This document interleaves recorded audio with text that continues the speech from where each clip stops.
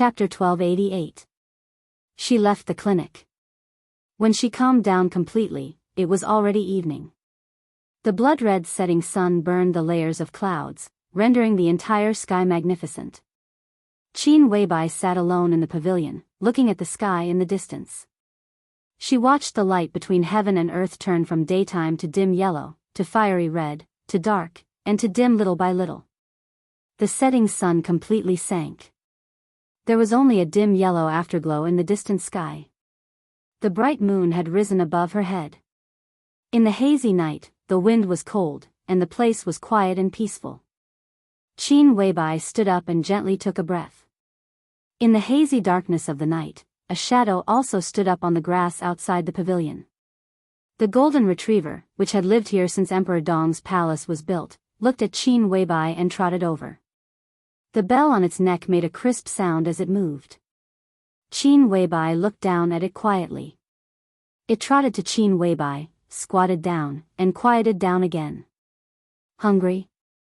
Qin Weibai smiled and touched its head. The golden retriever didn't move. It just wagged its tail comfortably, as if it wasn't hungry. It had completely grown up. In terms of a dog's lifespan, it wasn't young, but it didn't look old at all. Its fur was soft and beautiful, and it was very energetic. The golden retriever was undoubtedly very smart. Although Qin Weibai and Li Tianlan didn't spend much time playing with it, every time it saw them in Emperor Dong's palace, it would take the initiative to stick to them. If it wasn't driven away, it would stay near them and play. Qin Weibai sat in the pavilion for half the afternoon. The golden retriever also stayed on the lawn outside the pavilion for half the afternoon. It occasionally rolled around and chased butterflies, but it never left the pavilion.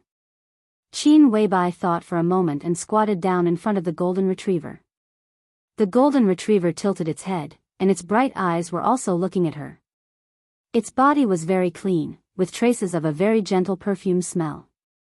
The golden retriever was a very intelligent dog. If it was domesticated, it would be as smart as a 6 or 7-year-old child, so it could eat by itself and find its own bathroom. After Xiao Mahai became the director of Emperor Dong's palace, he directly took the golden retriever to his villa.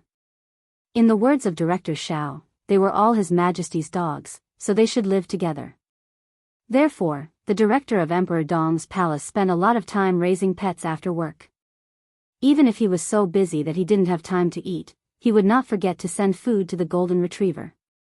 The golden retriever had reached the pinnacle of his dog life during this period of time, even putting on perfume, according to the standard of food and accommodation of the core members of Emperor Dong's palace. Qin Weibai's fingers gently stroked the fine fur on the dog's head. She looked into its eyes and whispered, "Do you miss your real master?" The golden retriever whined, and its eyes were somewhat innocent.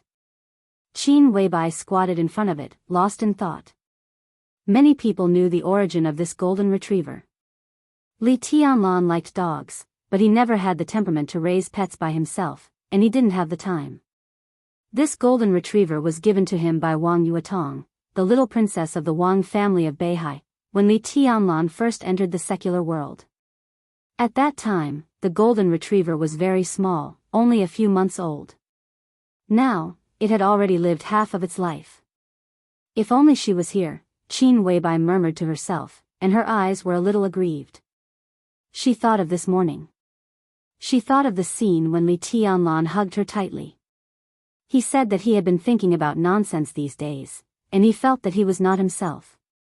He said that he was unique. At that time, Qin Weibai had never been satisfied, but also lost. That was the feeling of being loved by the most powerful man in the world, being spoiled by him, and being loved by him. But Qin Weibai was very clear that that feeling was for herself, but also not for herself. It was a very contradictory thought. But Qin Weibai was very clear that the so-called herself was two individuals. Although they were actually one, in the eyes of others, after all, they were two individuals. She was Qin Weibai. She was the master of Samsara Palace. She had always insisted that she and herself were really the same person. Military counselor and Flaming Fire did not agree with this. But Saint and Horsewoman tacitly agreed with this. Qin Weibai had always felt that it didn't matter, because she thought that they were really the same person. Memory, thinking, language, perception, movement, body. Everything was completely synchronized. Who could say that they were not the same person? No matter who it was, Qin Weibai could not care less. But only Li Tianlan was different. Everything should not have gone wrong. The master of Samsara Palace would die in Snow Country. She would become the only Qin Weibai, replacing herself and accompanying Li Tianlan. She was her, unique, and Li Tianlan would never find out the truth. No, there was no truth. She was Qin Weibai. This was the truth. She did not have to pretend to be another person at all, because she was herself. This was also her original plan. But the master of Samsara Palace did not die, but was brought to the Lin clan, which made Qin Weibai not fully get into the state at the beginning. Then some details began to be more and more loopholes. Li Tianlan now did not expect that there would be two Qin Weibai. So for some details, he just thought that he was imagining things. After a few days of madness, he now doted on her even more. But once there was doubt, it was only a matter of time before it was exposed. Especially when Jiang Shangyu was not dead yet. If both Jiang Shangyu appeared in front of Li Tianlan, it was enough to make him realize something. Qin Weibai did not dare to imagine what Li Tianlan would do after knowing the so-called truth, nor did she know what he would become. But his performance had already explained a lot of things. It was just as he had said. He felt that she was not herself. This was a kind of unintentional denial, which also made Qin Weibai's inner uneasiness reach the peak. She did not know how long she could keep pretending, although she felt that she was not pretending at all. "Baby, what do you think we should do?" Qin Weibai touched the head of the golden retriever and asked in a low voice. The golden retriever blinked its eyes and stuck out its tongue to lick Qin Weibai's palm. "If he finds out the truth, he will not be able to bear it. If your real master is here, maybe he can continue to accompany her in my place," Qin Weibai murmured. The golden retriever lay down and rolled over, showing its belly to Qin Weibai. "In fact, no one is a substitute. Your original master is not, and neither am I." Qin Weibai reached out and scratched the belly of the golden retriever and laughed. "He fell in love with me at the beginning, so he can fall in love with me now, right?" She stood up and stamped her feet gently. The golden retriever got up and circled around Qin Weibai, as if it wanted to play. "I'm going to accompany him. I'll come to play with you another day." Qin Weibai patted the dog's head, turned around, walked out of the pavilion, and went to the castle. The golden retriever sat in the pavilion until Qin Weibai's figure disappeared. Then it wagged its tail and turned to run to Xiao Mahai's villa. After washing her hands and changing her clothes, Qin Weibai returned to Li Tianlan's office. A large number of materials were still piled up on the expensive desk in the office, but some of them were obviously sorted out. It seemed that Li Tianlan had finished reading and memorized them. When Qin Weibai pushed the door open and walked in, Li Tianlan was not behind the desk, but sitting in front of the sofa by the French window, reaching out to pinch between his eyebrows. Qin Weibai trotted to his back, held his head with her slightly cold fingertips, and let him lean on the sofa. She smiled softly and said, "Tired?" "I'm fine." Li Tianlan opened his eyes, moved his body, and tried to push his head up. Qin Weibai obediently bent down slightly, letting his head touch her chest. "Are you hungry? Should I order some food? Or should I make some dishes for you?" Qin Weibai looked down at Li Tianlan. Her cooking skills could be said to have been taught by Yu Donglai, because she was extremely confident. Li Tianlan looked up at her. He rarely looked at Qin Weibai from this angle. To be exact, it was the first time. The face in his sight was still beautiful, exquisite, and dreamy. Separated by the proud peaks, it was hazy, but it had a special charm. "Forget it, eat whatever you like. I'm mainly eating you tonight." Li Tianlan reached out and pinched her face. "You're not serious." Qin Weibai glared at him. Then let's talk about something serious. Li Tianlan moved his body. I just talked to Zhou Yu on the phone. Qin Weibai was stunned, and a touch of deep thought flashed in her eyes. Zhou Yu of Huading? Li Tianlan said yes. Qin Weibai subconsciously slowed down the strength of massaging Li Tianlan and pondered. In today's Zhongzhou state politics, when it came to the hot young people, the first was naturally the current governor of Nanyue, Zhu Yuanshan, who was almost certain to become the speaker of Nanyue after the election. At the age of 38, almost everyone thought that he would be the new leader of the new group in 15 to 20 years. The second was the governor of Jianghuai, Wang Jingxin. He was the core figure of the Wang family of Beihai and the Southeast Group. Although Zhou Yuanshan and the local forces of Jiangzhou worked together to push him out of Jiangzhou during the internal reshuffle of Beihai, Wang Jingxin did not show any signs of decline after he went to Jianghuai. In the past 2 years in Jianghuai, he was quite diligent. He was about the same age as Zhou Yuanshan. In this election, Zhou Yuanshan would enter the parliament one step ahead of him, but no one dared to say that Wang Jingxin would not have a chance in the future. In this position, there were too many variables between advance and retreat. A little carelessness could cause one to waste a few years in the same place. It was not uncommon for the latecomer to catch up. And after Wang Jingxin, it was the current deputy speaker of the Southwest Group, Zhou Qi. In the past year, Zhou Qi's status had soared like a rocket. Seriously speaking, Zhou Qi began to become more and more conspicuous when Chen Fangqing began to be unable to bear the pressure. After Chen Fangqing's death, Zhou Qi suddenly became the core of the core. Obviously, the Prince Group intended to unite all the forces that could be united. By supporting Zhou Qi, they could get the full support of the former forces of Zhou Tong and deal with the pressure from the new group and the Southeast Group more easily. Zhou Qi was now the deputy speaker of the Southwest Group. There were already rumors that after the election, he might skip the transition of the mayor and directly become the speaker. This year, Zhou Qi was in his early 40s. If he could reach the top in Southwest City, he would undoubtedly enter the parliament. This was also what the Prince Group was currently working hard to promote. After Zhou Qi was Zhou Yu. Although they had the same surname, they were not relatives.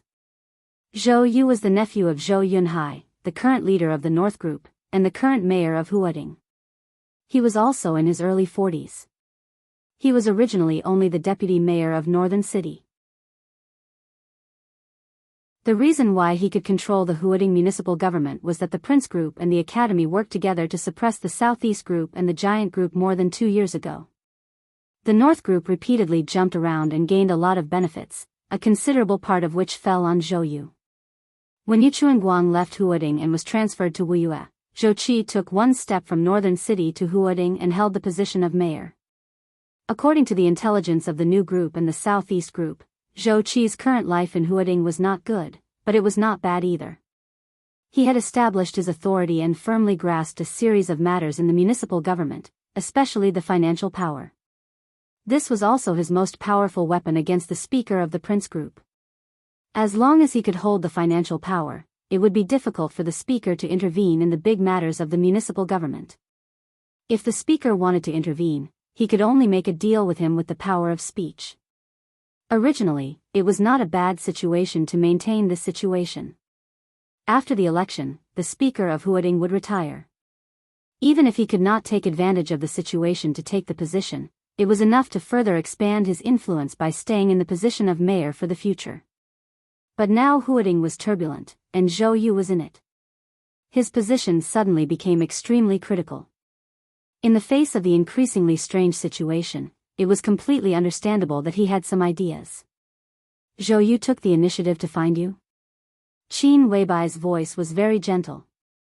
Li Tianlan nodded and said, yes. He can't get the position of speaker. Qin Weibai's voice was crisp and decisive.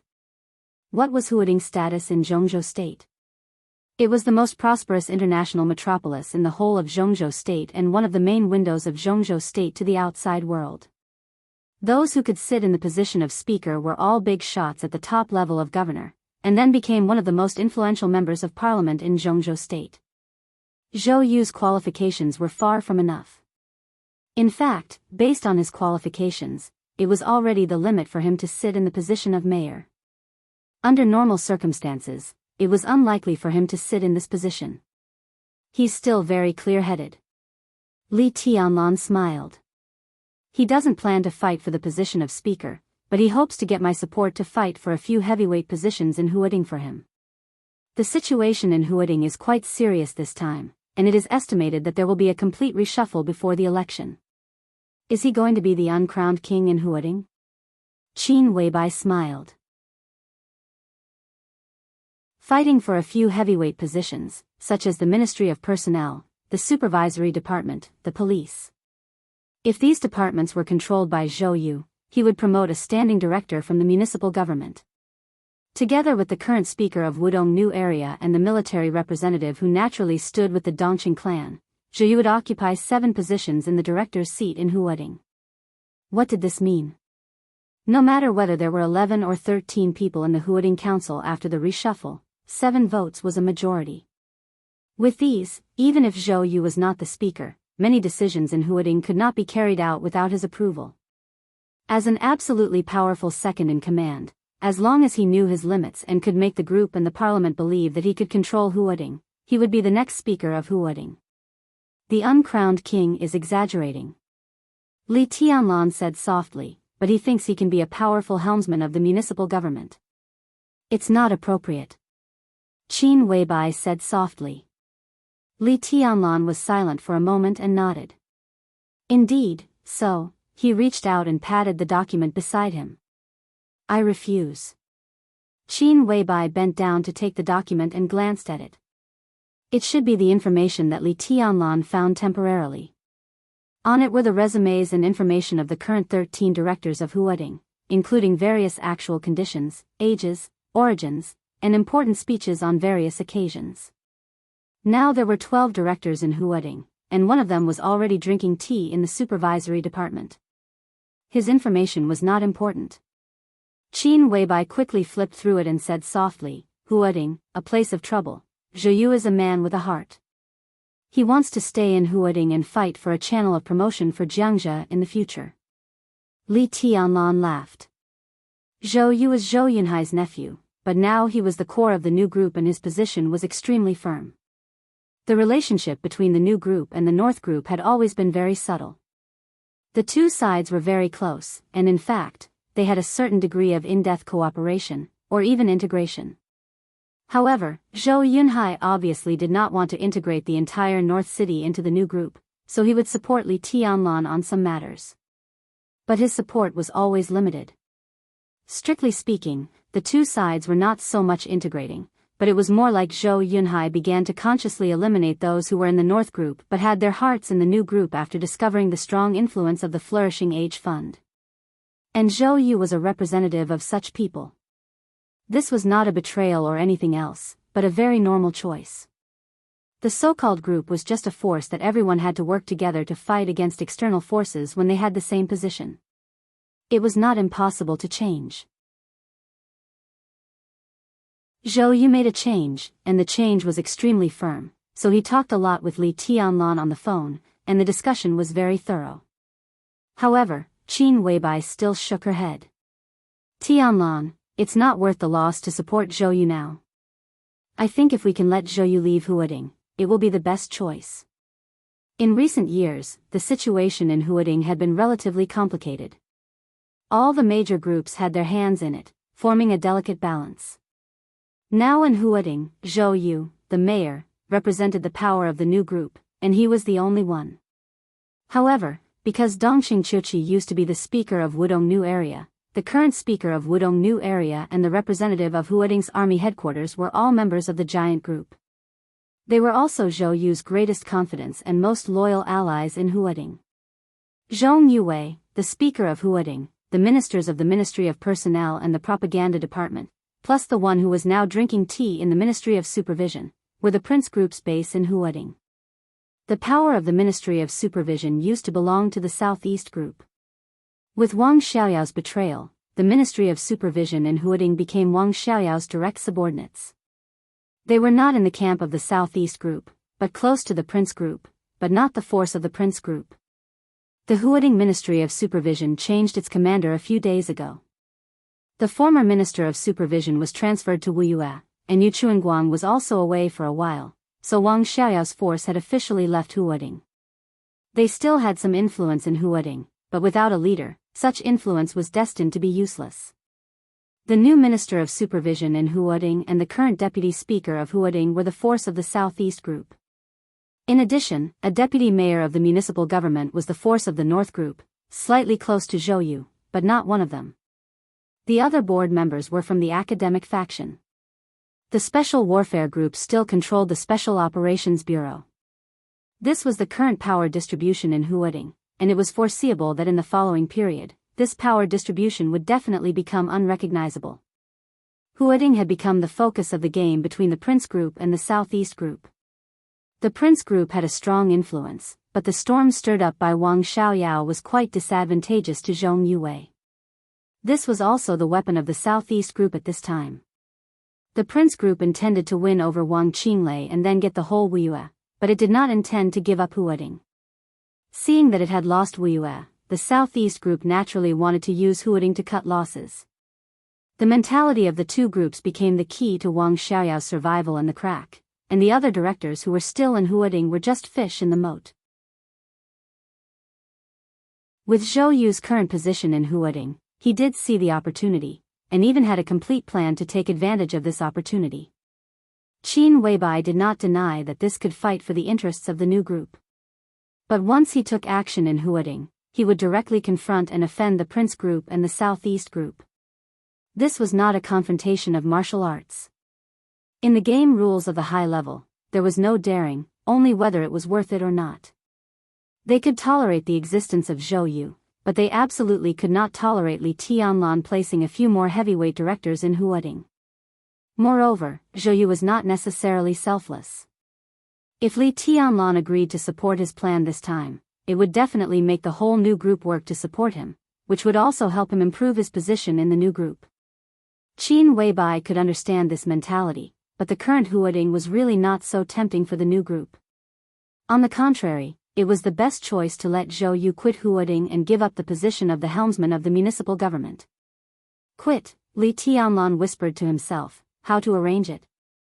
Zhou Yu was the mayor of Huading. This position was extremely important in the governor's sequence, and it was also one of the positions closest to the councillors. From this point of view, this position was even more important than that of the speaker of some remote provinces. If Zhou Yu was asked to leave this position without making good arrangements, it would inevitably make people disappointed. Qin Weibai smiled and said softly, at this time, as long as Zhou Yu is willing to quit, we don't need to worry about how to arrange it. The Prince Group and the Southeast Group will rush to arrange it for him. My suggestion is to let him enter Yuzhou, either the Development Committee or the Finance Department. The possibility of compromise between the Prince Group and the Southeast Group is very high. As long as Zhou Yu goes there, he can better cooperate with Wu Xiang and Speaker Bai. Zhou Yu himself will also be willing. Although such a transfer can't be called a promotion, it is in line with the strategic direction of the group.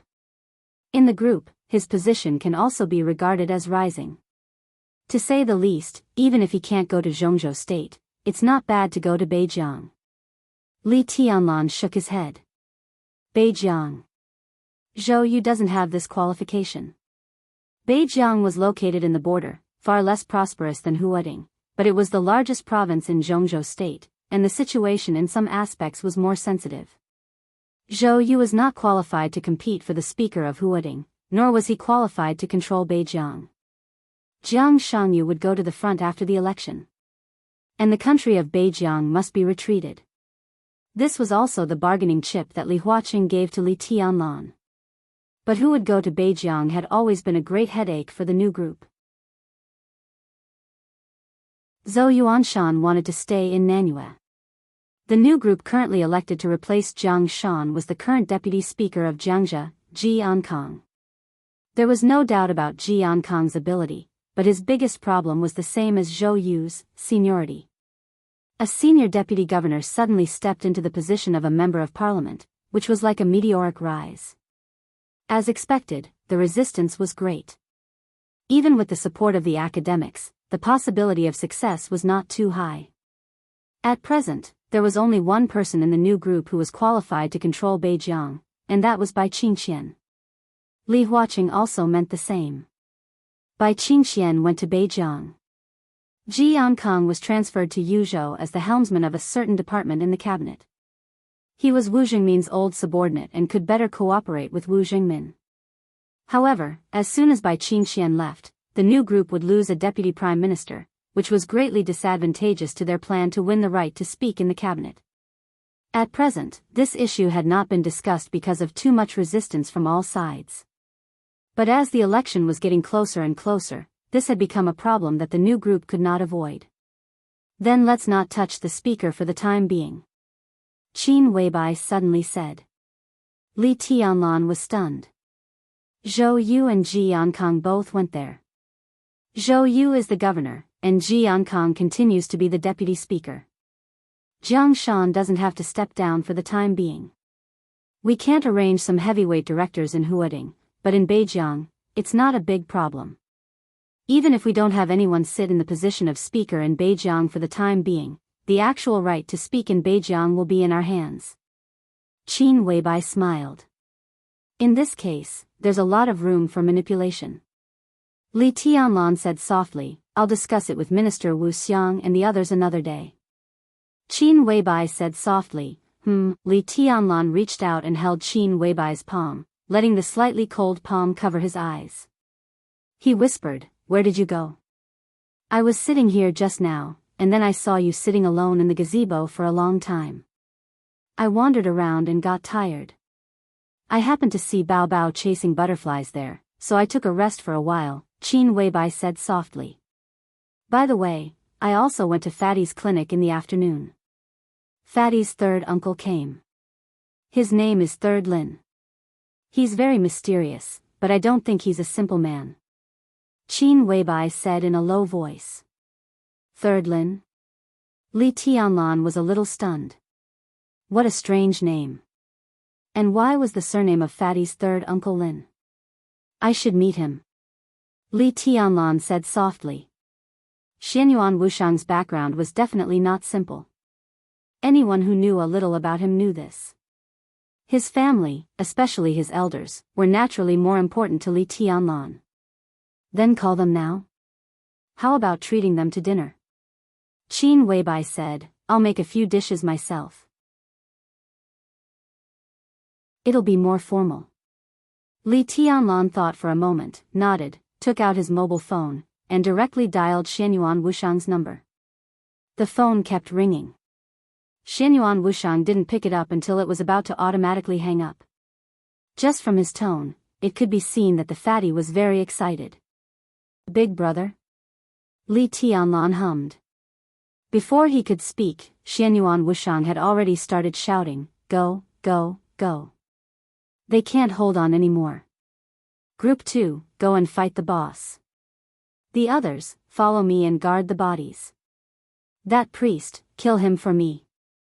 Li Tianlan was speechless. Qin Weibai subconsciously raised her hand and rubbed her forehead. Xianyuan Wushang, the internet addict and fat homebody, was real. Have you eaten? Li Tianlan took a deep breath and asked. I drank 2 liters of Coke. I'm not hungry for now. I'll order something to eat later. Big brother, what's the matter? Are you not feeling well? What's wrong with you? Xianyuan Wushang spoke very quickly. It was clear that he wanted to end the call as soon as possible. The corner of Li Tianlan's mouth twitched. He resisted the urge to rush over and slap the fatty. He said slowly, You have a third uncle in Emperor Dong's palace? Xianyuan Wushang was silent for a moment and laughed. What a coincidence. He just left an hour ago. My third uncle was going to ask me to introduce you to each other, but I told him that big brother is a little busy these days. He said he understood and left. He hasn't been back to Zhongzhou State for many years and wants to travel around. Besides, he has a son in Nanlu State who also plans to visit his relatives. I guess when he comes back, big brother, you're almost done with your work. I'll introduce him to you then. Li Tianlan shook his head. You don't have to be polite. You directly made the decision for me. We're family. There's no need to play these tricks. Besides, big brother, you're really busy these days. My third uncle wants to talk to you about something. It's not urgent, but he needs you to concentrate. It's meaningless if you can't calm down. So I asked him to come after the election. You should have some time then. Xianyuan Wushang said. Li Tianlan thought for a moment and said, let's talk about it then. Come over for some food? Your sister-in-law will cook for you. I'm not going. Xianyuan Wushang answered without hesitation. We're fighting a boss on the battlefield. Big brother, do you want to play games? I'll take you to fly. Pangu Heaven and Earth. It's so fun. The company that developed this game is a subsidiary of the Flourishing Age Fund. If your brother wants to play, he won't need you to take him to play. He can shut down your account with a few words. Qin Weibai couldn't help laughing. With the style of the Flourishing Age Fund, Han Donglu naturally had a voice in the domestic game market. It just so happened that the game Xianyuan Wushang was playing was developed by a game company under the Flourishing Age Fund. It was bound to major domestic social terminal customer groups, and the situation was very popular. Xianyuan Wushang still wanted to say something, but Li Tianlan obviously didn't want to argue with him. He hung up impatiently and threw the phone aside. It's quite interesting. Qin Weibai chuckled and said, the fat man is obviously not a simple person, but he is willing to stay in the clinic all day, drinking Coke and playing games. I heard that he bought hundreds of cases of Coke some time ago and drank it like water every day. But he didn't get fat when I saw him today. Sooner or later, he will get diabetes. Bullshit, doctor. Li Tianlan shook his head. Qin Weibai said softly, let's have dinner by ourselves. What do you want to eat? No, let's rest. Li Tianlan stood up and stretched himself. He looked at Qin Weibai and smiled wantonly. Qin Weibai blushed and subconsciously wanted to run. But as soon as she turned around, Li Tianlan had directly appeared in front of her and held her in his arms. His sword energy permeated every corner of Emperor Dong's palace. Within the range of the sword energy, he could really move. No matter where Qin Weibai ran, she would directly run into his arms. Can't wait? Li Tianlan's voice was a little playful. Qin Weibai stared at him. Her eyes were charming without any lethality. Go to rest. Aren't you tired? Qin Weibai stammered. Do you remember what you promised me today? Li Tianlan asked, narrowing his eyes. Qin Weibai bit her red lip and didn't speak. She would not be so reluctant, but when she thought of Li Tianlan's demands today, she felt so ashamed that she couldn't lift her head. So naughty. You don't keep your word? Li Tianlan's fingers gently rubbed her chin. Stop it. Qin Weibai pushed him gently. Her pink earlobes turned red. I'll just wear it. First, take a shower. Remember that red scarf? I like it very much. Qin Weibai rolled her eyes at him. The tenderness in her eyes was really amorous. Li Tianlan was hot-headed. He carried Qin Weibai in his arms and directly rushed to the bathroom.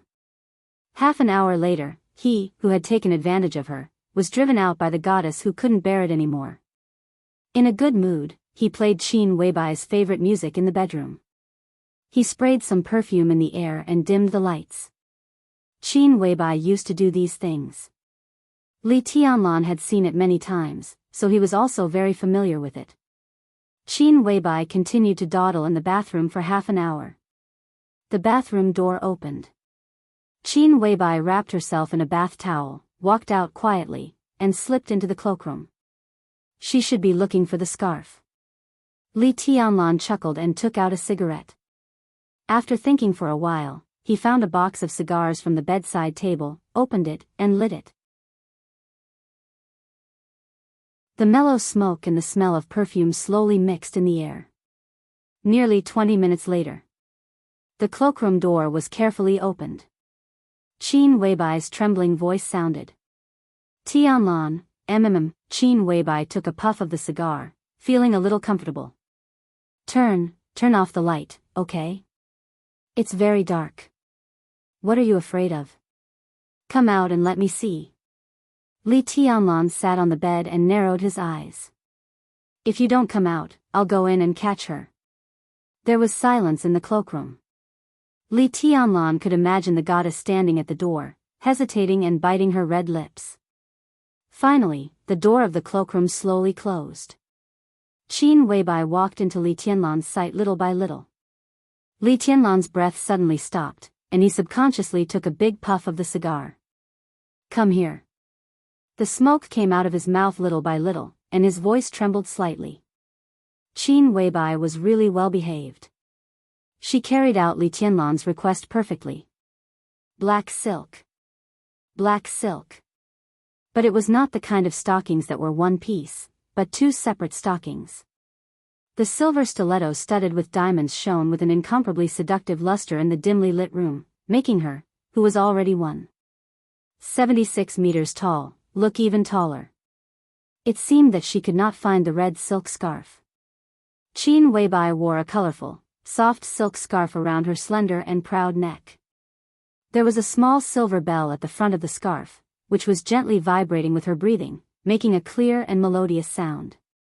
Qin Weibai was wearing a white top hat and carrying a small handbag in her hand. She seemed a little nervous, but she was still proud and noble as she stood there. High heels, silk stockings, silk scarf, top hat, handbag. Such a goddess was dignified and elegant as if she was going to a banquet. But there was no dress, not only no dress. But what? Was no wearing no. She walked over slowly, carrying the handbag, and the silver bell on the silk scarf gently rippled. Li Tianlan touched his nose subconsciously. Fortunately, there was no nosebleed. You're so bad. Qin Weibai walked to Li Tianlan's side, and her face was full of red clouds. Do you want to bully me in different ways every day? You don't like it? Li Tianlan asked. Qin Weibai's eyes were extremely soft, and her voice was sweet. Do you like it? I like it. Li Tianlan nodded seriously. It's very coquettish, but also very cute. Qin Weibai bit her lip and stared at him weakly. Her delicate body was slightly trembling. Li Tianlan took a deep puff of the cigar and forced himself to calm down. He puffed the smoke on Qin Weibai's face, narrowed his eyes, and chuckled. Kneel down. Qin Weibai put her legs together and looked at Li Tianlan with hazy eyes. You don't look like you did when you said that you had low self-esteem and lied to me to sleep with you. In the smoke, Qin Weibai saw a pair of firm and fiery eyes. Li Tianlan's voice rang out. You're mine. Qin Weibai hummed in a low voice. Kneel down. Li Tianlan said. Qin Weibai sighed softly and slowly knelt down in front of Li Tianlan. Her movements were elegant and weak. She knelt on the carpet, straightened her upper body, and looked up at Li Tianlan. Her eyes were hazy and blurred. This was undoubtedly the most conquering gesture for men. In his sight was still that perfect and dreamy face. Her face was cold, delicate, and flushed red. She was charming and submissive. I hate it. Qin Weibai's voice was soft. It's so embarrassing. How dare you talk back? Li Tianlan raised his eyebrows. You're the one who wants to talk back. I didn't. Qin Weibai looked at him with some grievance. Li Tianlan chuckled. Qin Weibai lowered her head. In the room, soft music surrounded them, accompanied by the soft rhythmic sound of silk scarves and silver bells.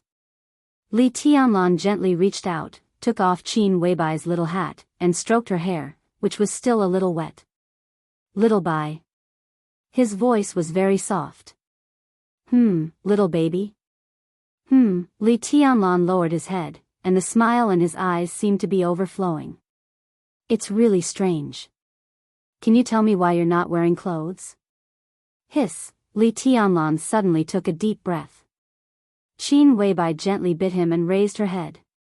Her breathing was a little disordered, and her eyes were blurred and clear. She said with hatred, I'll fight with you.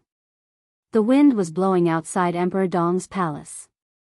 That night, in Dong Huang's bedroom, the crisp silver bells rang until midnight.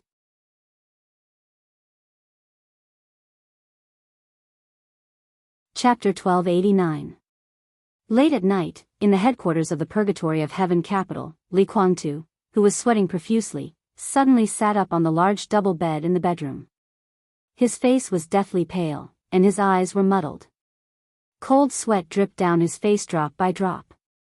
His breathing was extremely rapid, and he closed his eyes to feel his intense heartbeat.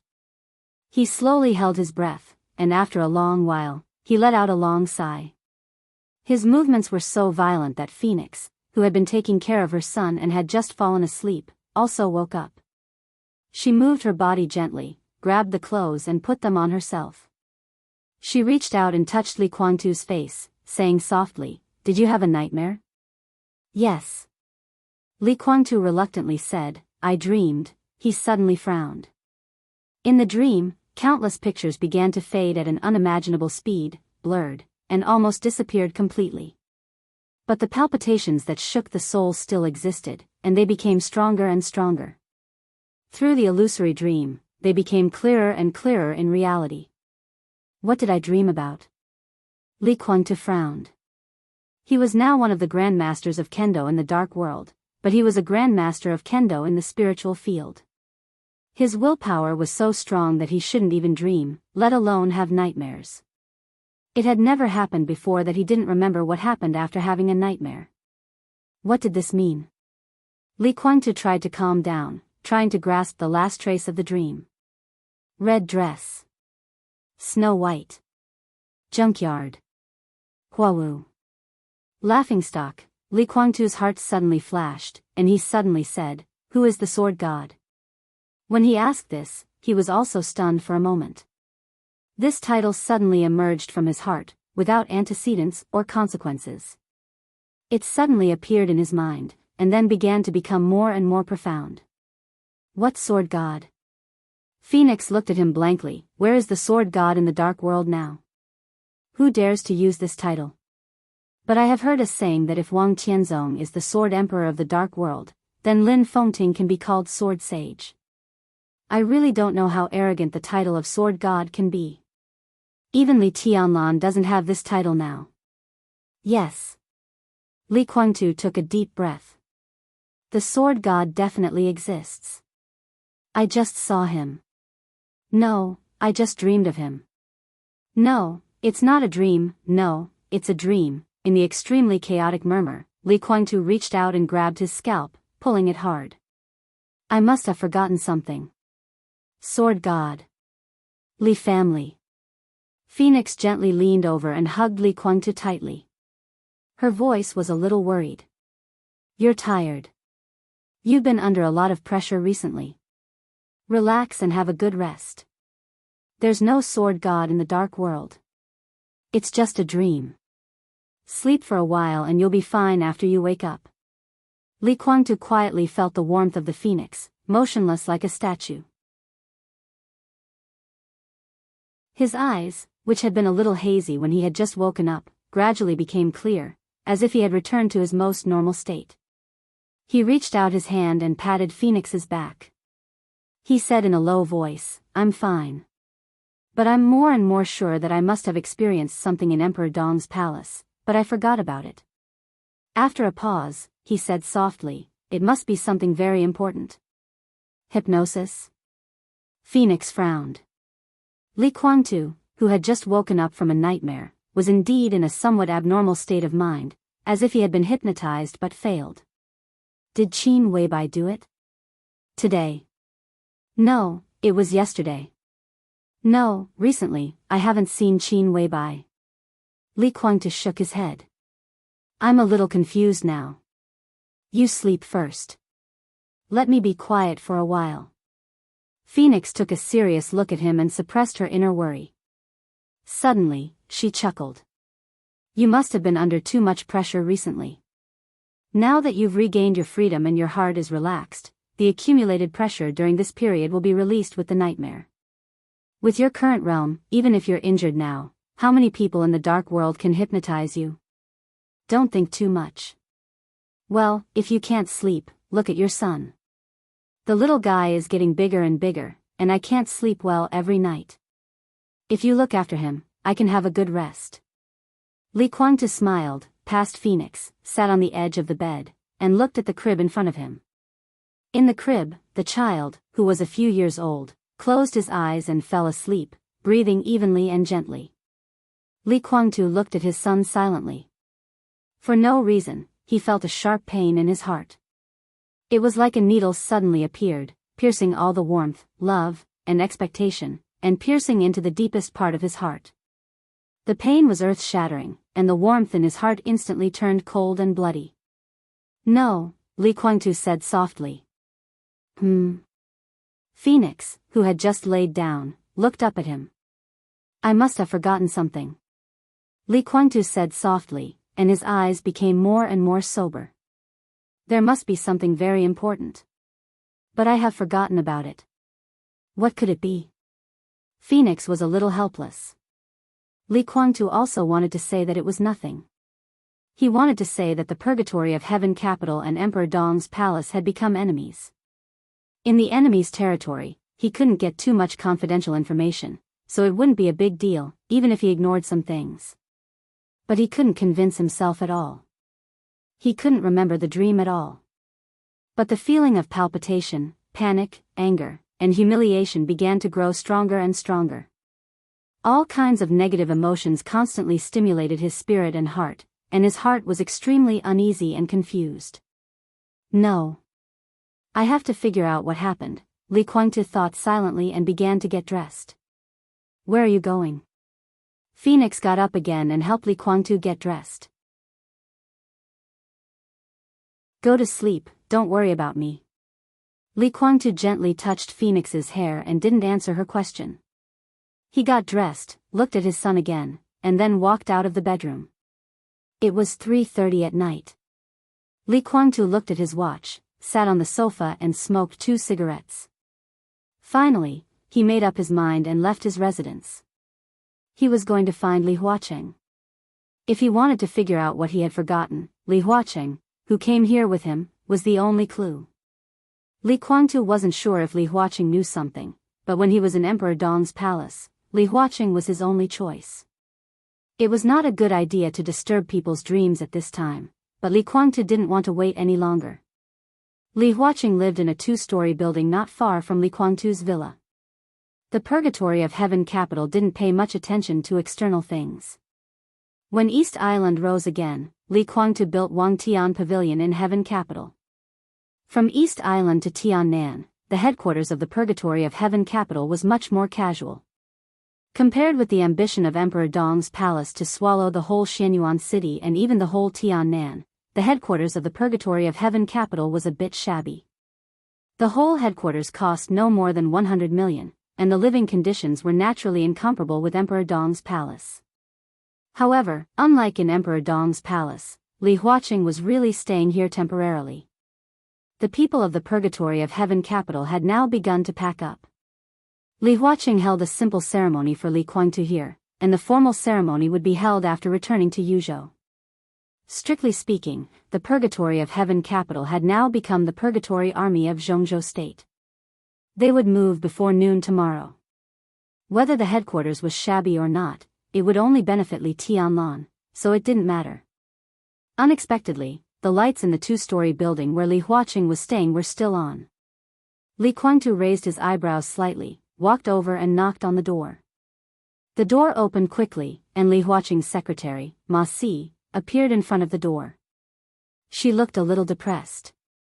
General, what are you doing? The president hasn't rested yet? Li Kuangtu asked. He's on the phone with Huatzi. Ma Si shook her head and sighed. She couldn't help but complain, during this period, the president rarely has time to rest. He is busy until midnight every day. Although the president is not in Yuzhou, he is very concerned about the situation in Yuzhou.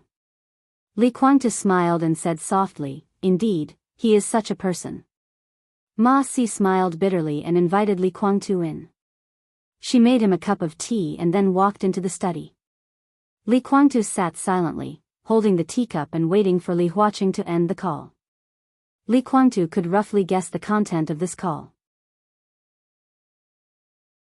It was said that in Huading, there had been a new breakthrough in the storm caused by Wang Xiaoyao, and the situation was getting more and more complicated. It had become a fierce battlefield between the Southeast and the Prince Group, and the academics obviously intended to profit from it. Li Guangtu waited for nearly half an hour. The door of the study was opened from the inside, and Li Huaqing came out. He looked a little tired, but his eyes were still gentle and indifferent. He smiled and said, "What's the matter? Why are you in such a hurry?" "I'm here to ask the president to solve my doubts."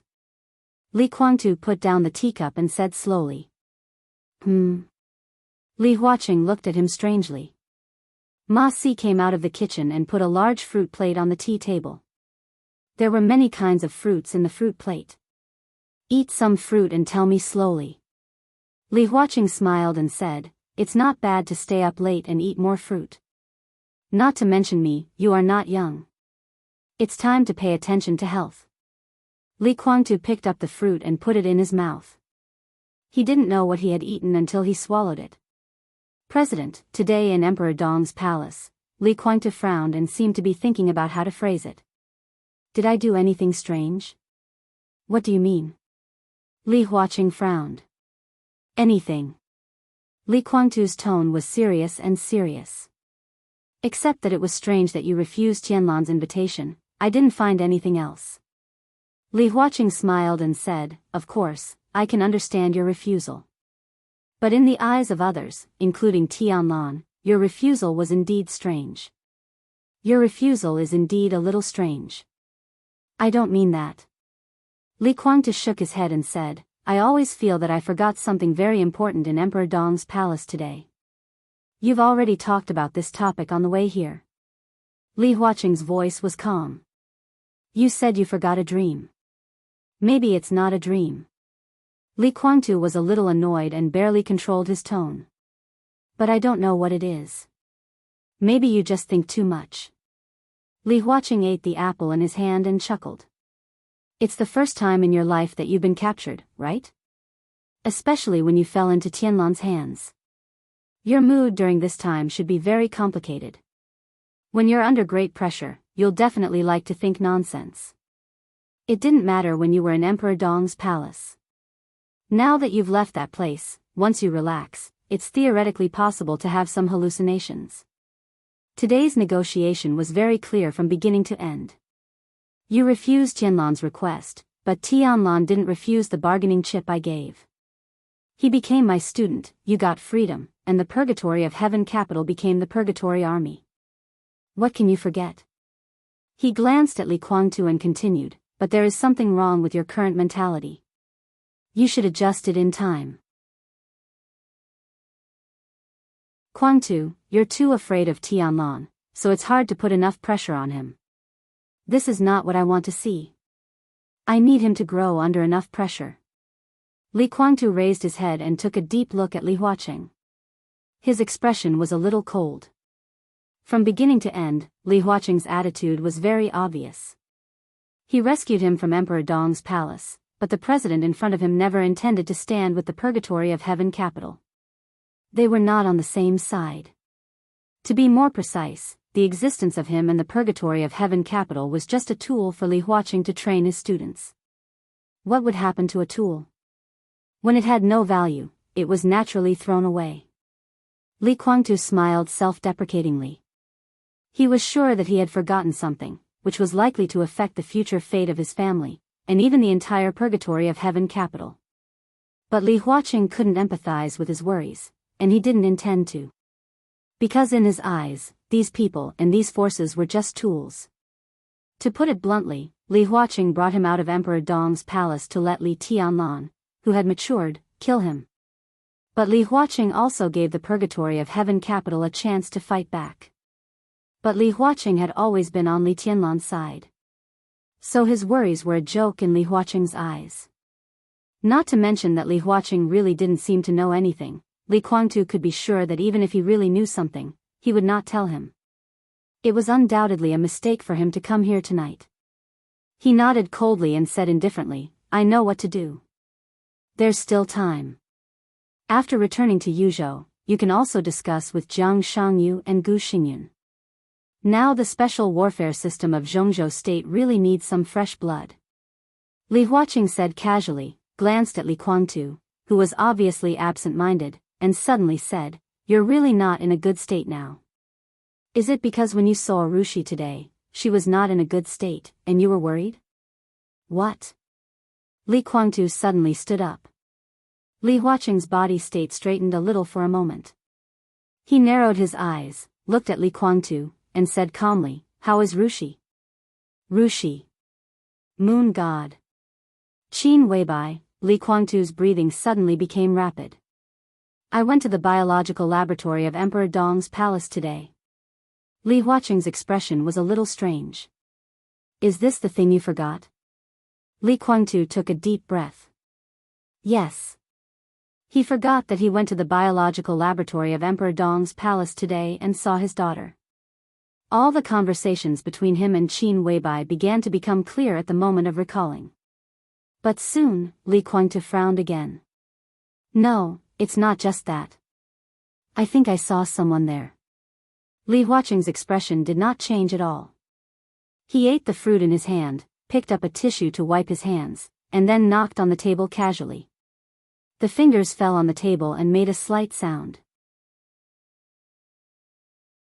But this sound fell in Li Guangtu's ears, and it seemed to be magnified countless times in an instant.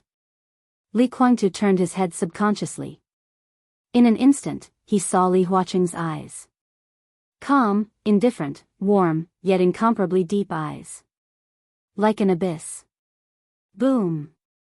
There seemed to be a huge roar in the void. The extremely fierce spiritual storm instantly enveloped Li Guangtu.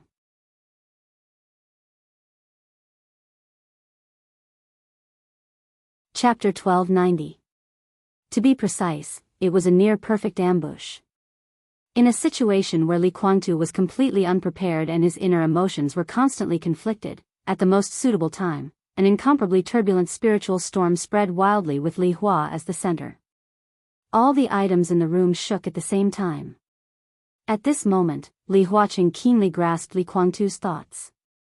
He didn't know what Li Guangtu had forgotten, but with such a good opportunity in front of him, Li Huaqing didn't mind seeing it with his own eyes. Something was wrong with Li Guangtu. From the moment he left Emperor Dong's palace, he felt something was wrong.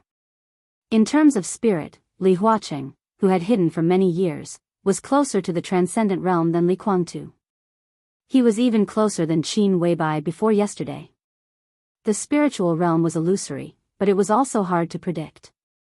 In many cases, the destructive power of this aspect was even more powerful than the destructive power of martial arts. It was also more bizarre and impossible to guard against.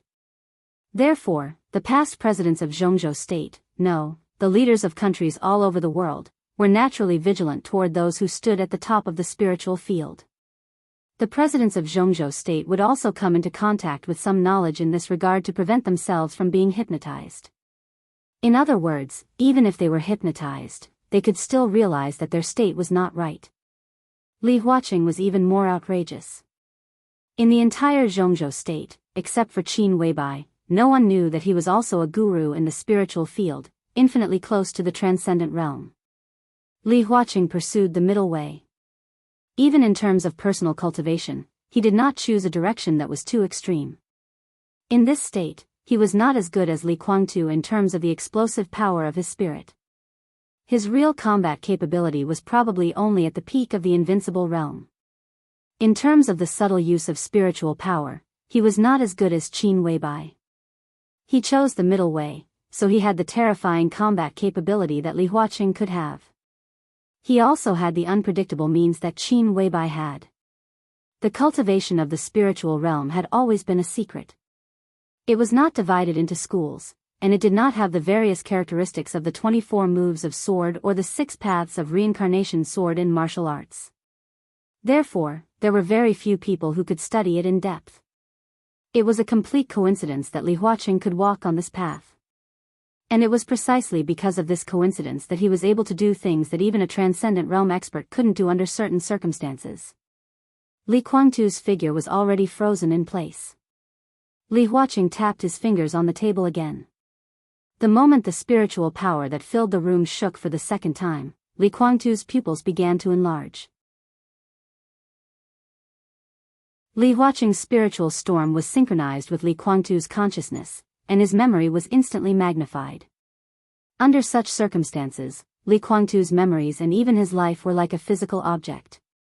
It was like a book, or a computer. Li Huaqing's mental storm became a magnifying glass. The things in Li Guangtu's memory began to be replayed under a magnifying glass, including the things he had forgotten and had almost no impression of. All of them began to expand and become clear. Li Guangtu's thoughts became something that could be touched directly. Li Huaqing entered Li Guangtu's consciousness. The pervasive darkness in the space of consciousness lasted for less than half a second. In an instant. Broken, torn. Li Guangtu saw a violent and dazzling light. It was a sword light that pierced through heaven and earth. There seemed to be countless people talking in different languages, and it was hard to hear them clearly. It was as if there were countless people doing different things, and it was hard to see clearly. Only the sword light tore through heaven and earth, extremely dazzling. Li Huaqing's spirit instantly became dispirited, and his brain was in severe pain. Only he could see that the sword light was still shining, getting brighter and brighter. It was the endless fallen leaves and the boundless darkness. Light and darkness, reality and illusion were crazily intertwined in Li Guangtu's consciousness. The source of the sword energy was an extremely vague but extremely perfect figure. He stood under the heavy snow in the daytime, flicking up the fallen leaves. Half of the North Sea tore Mount Dibing apart. He stood in the burning ruins, facing the majestic city wall. The eternal sword, the name of the sword was Donghuang. Dead silence, indifference, madness, and tyranny. That was the sword light that Li Huaqing had never seen with his own eyes. With the power to destroy everything, it merged darkness and light together. The city wall and Mount Dibing were constantly intertwined in that picture, and finally all became nothingness. Li Huaqing suddenly let out a muffled groan. The sword light in the depths of his consciousness seemed to have cut off his spiritual power. The moment his spiritual power retreated from Li Guangtu's consciousness, he heard a familiar yet strange voice say a completely unfamiliar yet somewhat familiar name. Li Dongqing. Boom! All the spiritual power was instantly broken. Blood flowed from Li Huaqing's eyes, ears, and nostrils, and his body trembled violently. The surrounding space seemed to be constantly rotating, faster and faster. Li Huaqing reached out and pressed the table hard, resisting the feeling of fainting, and kept taking deep breaths. His brain became clearer than ever. That sword light, that city wall, that Mount Dibing, these were the things that Li Guangtu forgot when he was in Emperor Dong's palace. But why did he forget these things when he was in Emperor Dong's palace? Mount Dibing was in North Sea. And that city wall and ruins, if he remembered correctly, were probably similar to the East Island Imperial Palace that Li Huaqing saw when he visited East Island last year. That magnificent and unparalleled sword light was brilliant, turning the surroundings of the East Island Imperial Palace into ruins, and even completely tearing the entire palace apart. Li Huaqing had been the president for so many years, but he had never heard of such an awesome attack in East Island. If it didn't happen in reality, it naturally didn't exist. That was to say, Li Guangtu saw something that didn't exist in Emperor Dong's palace and forgot about it? Didn't exist. Li Huaqing suddenly stopped breathing. That sword light replayed crazily in his mind countless times. At this moment, Li Huaqing suddenly felt that the world around him was extremely cold. Didn't exist. Yes, the sword light he saw tearing the East Island Imperial Palace apart didn't exist. But a sword light connected the two pictures. He also saw that sword light tearing Mount Dibing apart. And this thing, it existed, and it had already happened. That was when Li Tianlan was still in the desert prison. Mount Dibing in Beihai province was attacked by a mysterious superior, and the opponent's sword directly tore Mount Dibing apart. When some incomplete videos were sent to the Dark World, the whole Dark World was shocked and frightened. This sword move was not long from the Eternal Sword move. At that time, the Dark World generally thought that this sword move on Mount Dibing already had the power of Mormon's Eternal Sword move. Everyone thought that the Dark World had already given birth to a new heavenly son after Li Tianlan and Wang Tianzong. But until now, the Dark World couldn't confirm the identity of the mysterious superior. The opponent suddenly appeared in Xingzhou, and then suddenly disappeared in Beihai after a sword move, as if he had never existed. But there were still traces of them here. That was them. The private plane they took to Beihai. That Airbus could be said to be the most luxurious of the private planes. But after many forces investigated the Airbus company in France, they found that Airbus didn't have the factory number of that private plane at all. Similarly, the space agencies of various countries didn't have the registration number of this plane. This also meant Airbus had never produced this plane, and this plane had never been registered in the civil aviation system of various countries, nor had it obtained any license. At the same time, Beihai found a lot of terrifying weapon modification systems in that private plane. It was said that the design ideas of several of the weapons were at least 20 or 30 years ahead of the current weapons, and they were hidden by Beihai. Whether this statement was true or not, it was impossible to prove at present. At the same time, it could be confirmed that this plane suddenly appeared over Beihai province, and it was impossible to find out where it took off. All kinds of facts had an incomprehensible and mysterious flavor. This matter also shocked the scientific community all over the world. A large group of quantum mechanics bigwigs were studying the information of this incident and published one paper after another, thinking that this plane and the mysterious superior were a coincidence from a parallel world. The top physicists in the scientific community of Zhongzhou State were also among them, but these research papers were all sealed up in secret. But combined with this matter, the corners of Li Huaqing's mouth kept twitching. He quickly sorted out his understanding. First of all, in the depths of Li Guangtu's consciousness, the sword light that he saw tearing Mount Dibing was real from the current point of view. But the sword light that destroyed the East Island Imperial Palace was illusory. And this sword light, as well as a lot of pictures that flashed with the sword light, were things that Li Guangtu had forgotten. In other words, in the biological laboratory during the time he forgot in Emperor Dong's palace, Li Guangtu once again saw the sword light that tore Beihai apart. At the same time, he also saw a lot of things that had never happened, at least not here. No matter how he looked at it, Li Huaqing could see these in Emperor Dong's palace. At least it could prove that the mysterious superior who destroyed Mount Dibing with a sword had something to do with Emperor Dong's palace. His thoughts were flashing fast. Li Huaqing thought of the last voice he heard when he left Li Guangtu's consciousness. That name. That familiar but strange voice. It was the voice of Summer Solstice, the hostess of the Wang family of Beihai. Li Dongqing, he didn't know this name. But the familiar feeling was getting stronger and stronger. If the mysterious superior was called Li Dongqing and had something to do with Emperor Dong's palace, who would this person be based on his life experience? Who else could it be? Li Huaqing took a deep breath. In his mind, he thought of the research papers published by the top scientists. They wanted to prove the existence of parallel spaces through various explanations. Li Huaqing had read those papers before. He didn't understand them, but it didn't matter anymore. If his speculation was true, then it didn't matter what those explanations were. What mattered was that he saw the evidence deep in Li Guangtu's consciousness. The sword stroke in Mount Dibing was the evidence left here.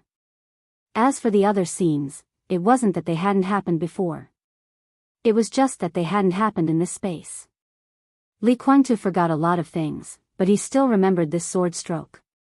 Because this sword stroke was real in this space, and it was an anchor point that could not be erased. Speaking of which, all of these speculations were actually self-justifying. Countless thoughts kept flashing in Li Huaqing's mind. He found that there was no shock in his heart, but a sense of relief. The world was big. He knew this as early as when he came into contact with spiritual cultivation. Li Huaqing opened his eyes reluctantly. In the bloody sight, he reached out and grabbed the tissue near the fruit plate, took out a piece, and slowly wiped the blood in his eyes, ears, nostrils, and mouth. An incomparably sharp gaze was locked onto him, not even blinking for a moment. Li Huaqing wiped his face and lightly said, "If you need an apology, I can tell you that I'm sorry." Li Guangtu's eyes were almost spewing fire. "What did you do to me? You said you forgot something." "I just used a simpler way to help you recall it," Li Huaqing said. "You hypnotized me?" Li Guangtu's eyes were almost spewing fire. "You know hypnosis. You can hypnotize me? Transcendent realm?" "Almost." Li Huaqing smiled. "As I said, there is a big problem with your current state. If I want to hypnotize you now, I don't necessarily need the spiritual power of the transcendent realm. Of course, when you recover from your injury and adjust, I won't have a chance." Li Guangtu was silent for a while, and suddenly sneered. "I'm really a tiger that has fallen to the ground." Li Huaqing looked at him and didn't speak. His eyes were calm, but extremely deep. Li Guangtu's voice was getting lower and lower, and finally became silent. "I'm not a dog." Li Huaqing's voice was very quiet. "In front of me, you are not a tiger. Even in your heyday, you are not a tiger." Li Guangtu was silent for a long time, and then laughed at himself. "Your Excellency, you really hid it well. The whole Zhongzhou state, no, the whole world is hidden by you. With your strength, you should be on the divine list. In any case, there should be a place for you in the top 3 of the divine list. It's a false reputation if I don't reach the top." Li Huaqing smiled very gently. "And I'm the president of Zhongzhou state. What can I show off on the divine list?" Li Guangtu looked at Li Huaqing silently. After a long time, he nodded and said sincerely, "You taught me a lesson, and I learned it." Li Huaqing didn't speak. He threw away the bloody tissue in his hand and continued to eat the fruit. There was deep exhaustion in his eyes. Forcibly reading or even magnifying a person's memory, especially for an expert like Li Guangtu, who was seriously injured but had surpassed the invincible realm, it was a kind of overload in itself. Li Huaqing's limit was to read his memory within 24 hours, and the time was only a few minutes at most. But the memory in Li Guangtu's consciousness was too exciting. That sword strike was unprecedentedly fierce. Li Huaqing saw many pictures in the sword light, but what he could really see clearly was only that sword strike. If his spiritual power could break through the transcendent realm, he might be able to completely see what Li Guangtu saw at that time. "What did you see?" Li Guangtu was silent for a long time, then he suppressed his inner anger and asked slowly. After deciding to leave the heavenly south region and go to Yuzhou, the first thing he would do was to hide and stabilize his injuries. Li Huaqing, who was infinitely close to the transcendent realm, would be too dangerous if he was still in the same state.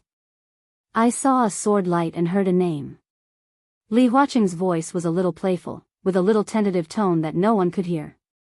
Li Guangtu froze for a moment. "Do you know who the mysterious expert who tore Mount Dibbing apart with one sword strike 2 years ago was?" Li Huaqing asked. Li Guangtu wanted to say that he didn't know, but when the words came to his mouth, he suddenly became a little hesitant. He didn't know. However, he suddenly felt that it was inconceivable that he didn't know about this matter. "What I saw was that sword light." Li Guangtu said, "That should be the most impressive thing in your forgotten memory. That sword light not only tore Mount Dibbing apart, but the sword light overlapped. In the overlapped picture, I saw that the sword light completely destroyed the imperial palace of East Island. There seemed to be a Mikado in a yellow robe standing in front of the imperial palace, but it was not the one I knew. Looking at the figure, it seemed to be a little like you, but it was not you." Li Guangtu continued to be silent, as if he had become a statue. "I also heard a name." Li Huaqing continued to say, "His name is Li Dongqing." Li Guangtu's heart shook wildly. He suddenly stood up and blurted out, "Sword God Li Dongqing." "Sword God Li Dongqing." Li Huaqing's pupils suddenly contracted, and he finally found out something. But after getting a vague result, Li Huaqing felt a little tired. Damn it, what kind of enmity does my name, Li Huaqing, have with your Li family? First, Li Huazhang, then Li Dongqing. Are you trying to blackmail me? He rubbed his eyebrows and said in a deep voice, Sword God? Explain. Li Kuangtu opened his mouth and said, I forgot. He was completely silent. Sword God, Li Dongqing. This title, this name was so familiar that it seemed real. He did forget a lot of things. But just as Li Huaqing could think of many things through this name, Li Kuangtu, who knew Li Tianlan's life experience, also understood what the name Li Dongqing meant. He could even think of more things. But when he thought of these things, the more he thought about it, the more uneasy he became, and an idea in his heart seemed to start to become clearer. That idea, that decision, seemed to have been decided before, but he forgot the decision. And at this time, the idea became obvious again. Li Kuangtu stood up. He thought silently, and left silently without saying goodbye to Li Huaqing. Li Huaqing squinted at his back, thoughtfully, and didn't speak for a long time. Until another voice abruptly rang out. It's you. I didn't expect that the one who could get in touch with the fragment of order was the president of Zhongzhou state of this generation. They really don't give up. Li Huaqing suddenly woke up and looked up. In his sight, the god of war in a black dragon robe stood silently in front of him. Blood mist continued to spread across his body. Countless hideous and terrifying wounds appeared all over his body and healed over and over again. In the blood mist, the eyes of the god of war were a little fierce. In an instant, Li Huaqing only felt that the hair all over his body was standing on end. There seemed to be omnipresent sharpness everywhere around him. Wisps of sharpness existed in the most subtle places, and every wisp seemed to have a fatal threat to him. Who are you? Li Huaqing's attention was completely focused. The god of war wanted to speak, but then he looked around and didn't find the fat man. He seemed a little bored and didn't bother to introduce himself. He said directly, What does order mean, do you understand? Li Huaqing hesitated and shook his head.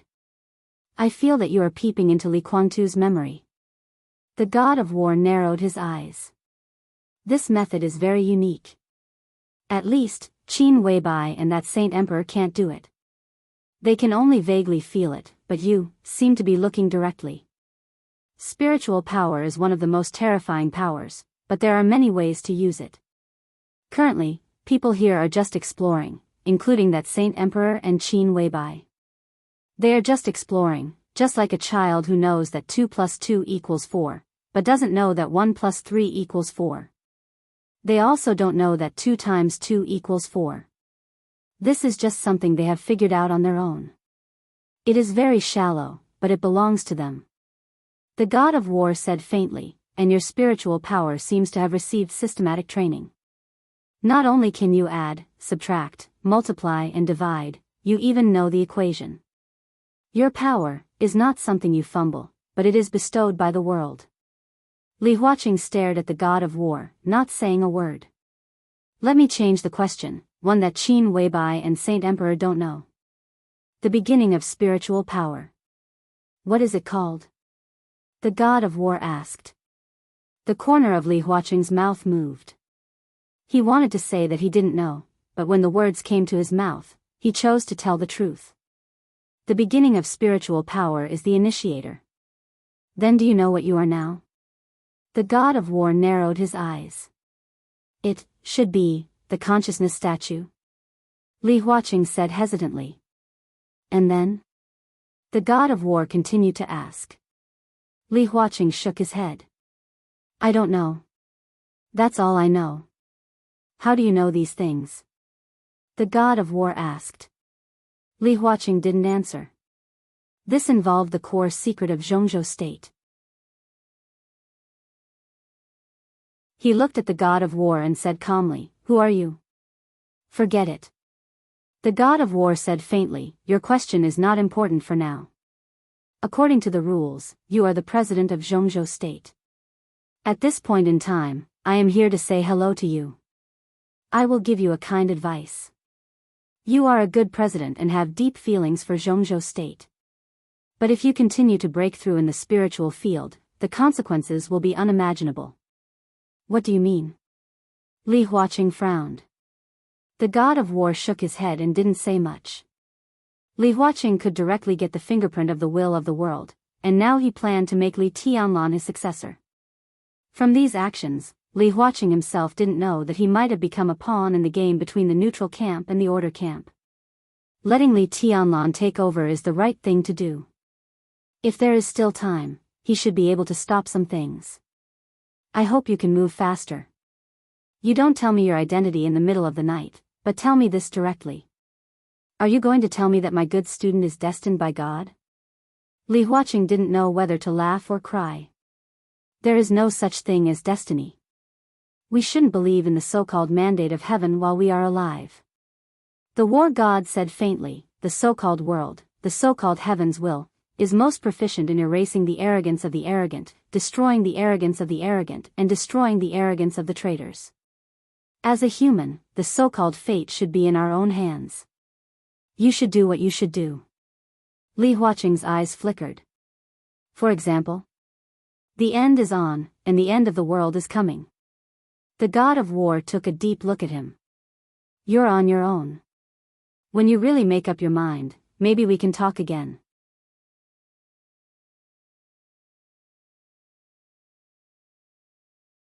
Chapter 1291. Li Huaqing didn't understand but felt it was awesome.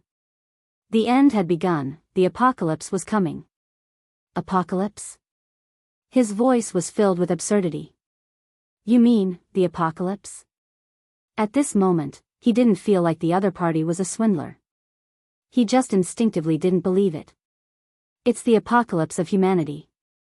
Don't think too highly of yourself. Even if humanity dies, the world is still the world. It's just that there will be fewer toys, but there will be new toys to replace them. You, me, and everyone else can survive. What does that have to do with the world? There won't be an apocalypse in the world, only humanity will. The corner of War God's mouth curled up. His smile was filled with mockery and coldness. Li Huaqing looked at his figure silently. The endless blood mist seemed to be his eternal background, constantly drifting around him. Through the blood mist, he seemed to see an incomparably great background. He narrowed his eyes and suddenly said, "Aren't you going to introduce yourself?" He used honorifics. War God Realm, War God. The black dragon robe swayed lightly. Countless patterns changed crazily, finally turning into a flying dragon bearing its fangs and claws. Li Huaqing's spirit swept past the figure in front of him.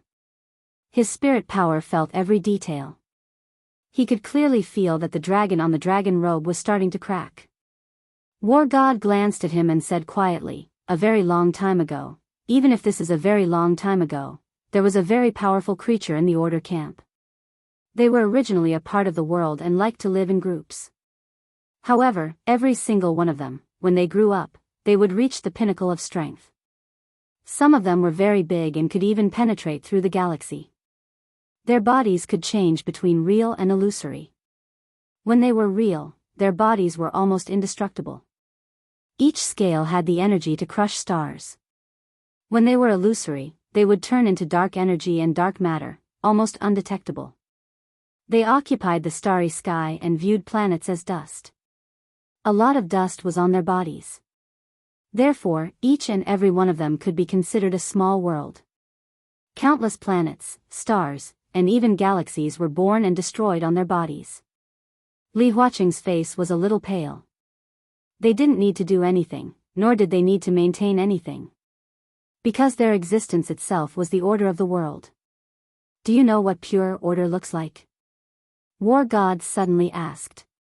Without waiting for Li Huaqing's reply, he continued, "Deathly stillness, dullness, everything is doomed, everything is unchanging, a pool of stagnant water."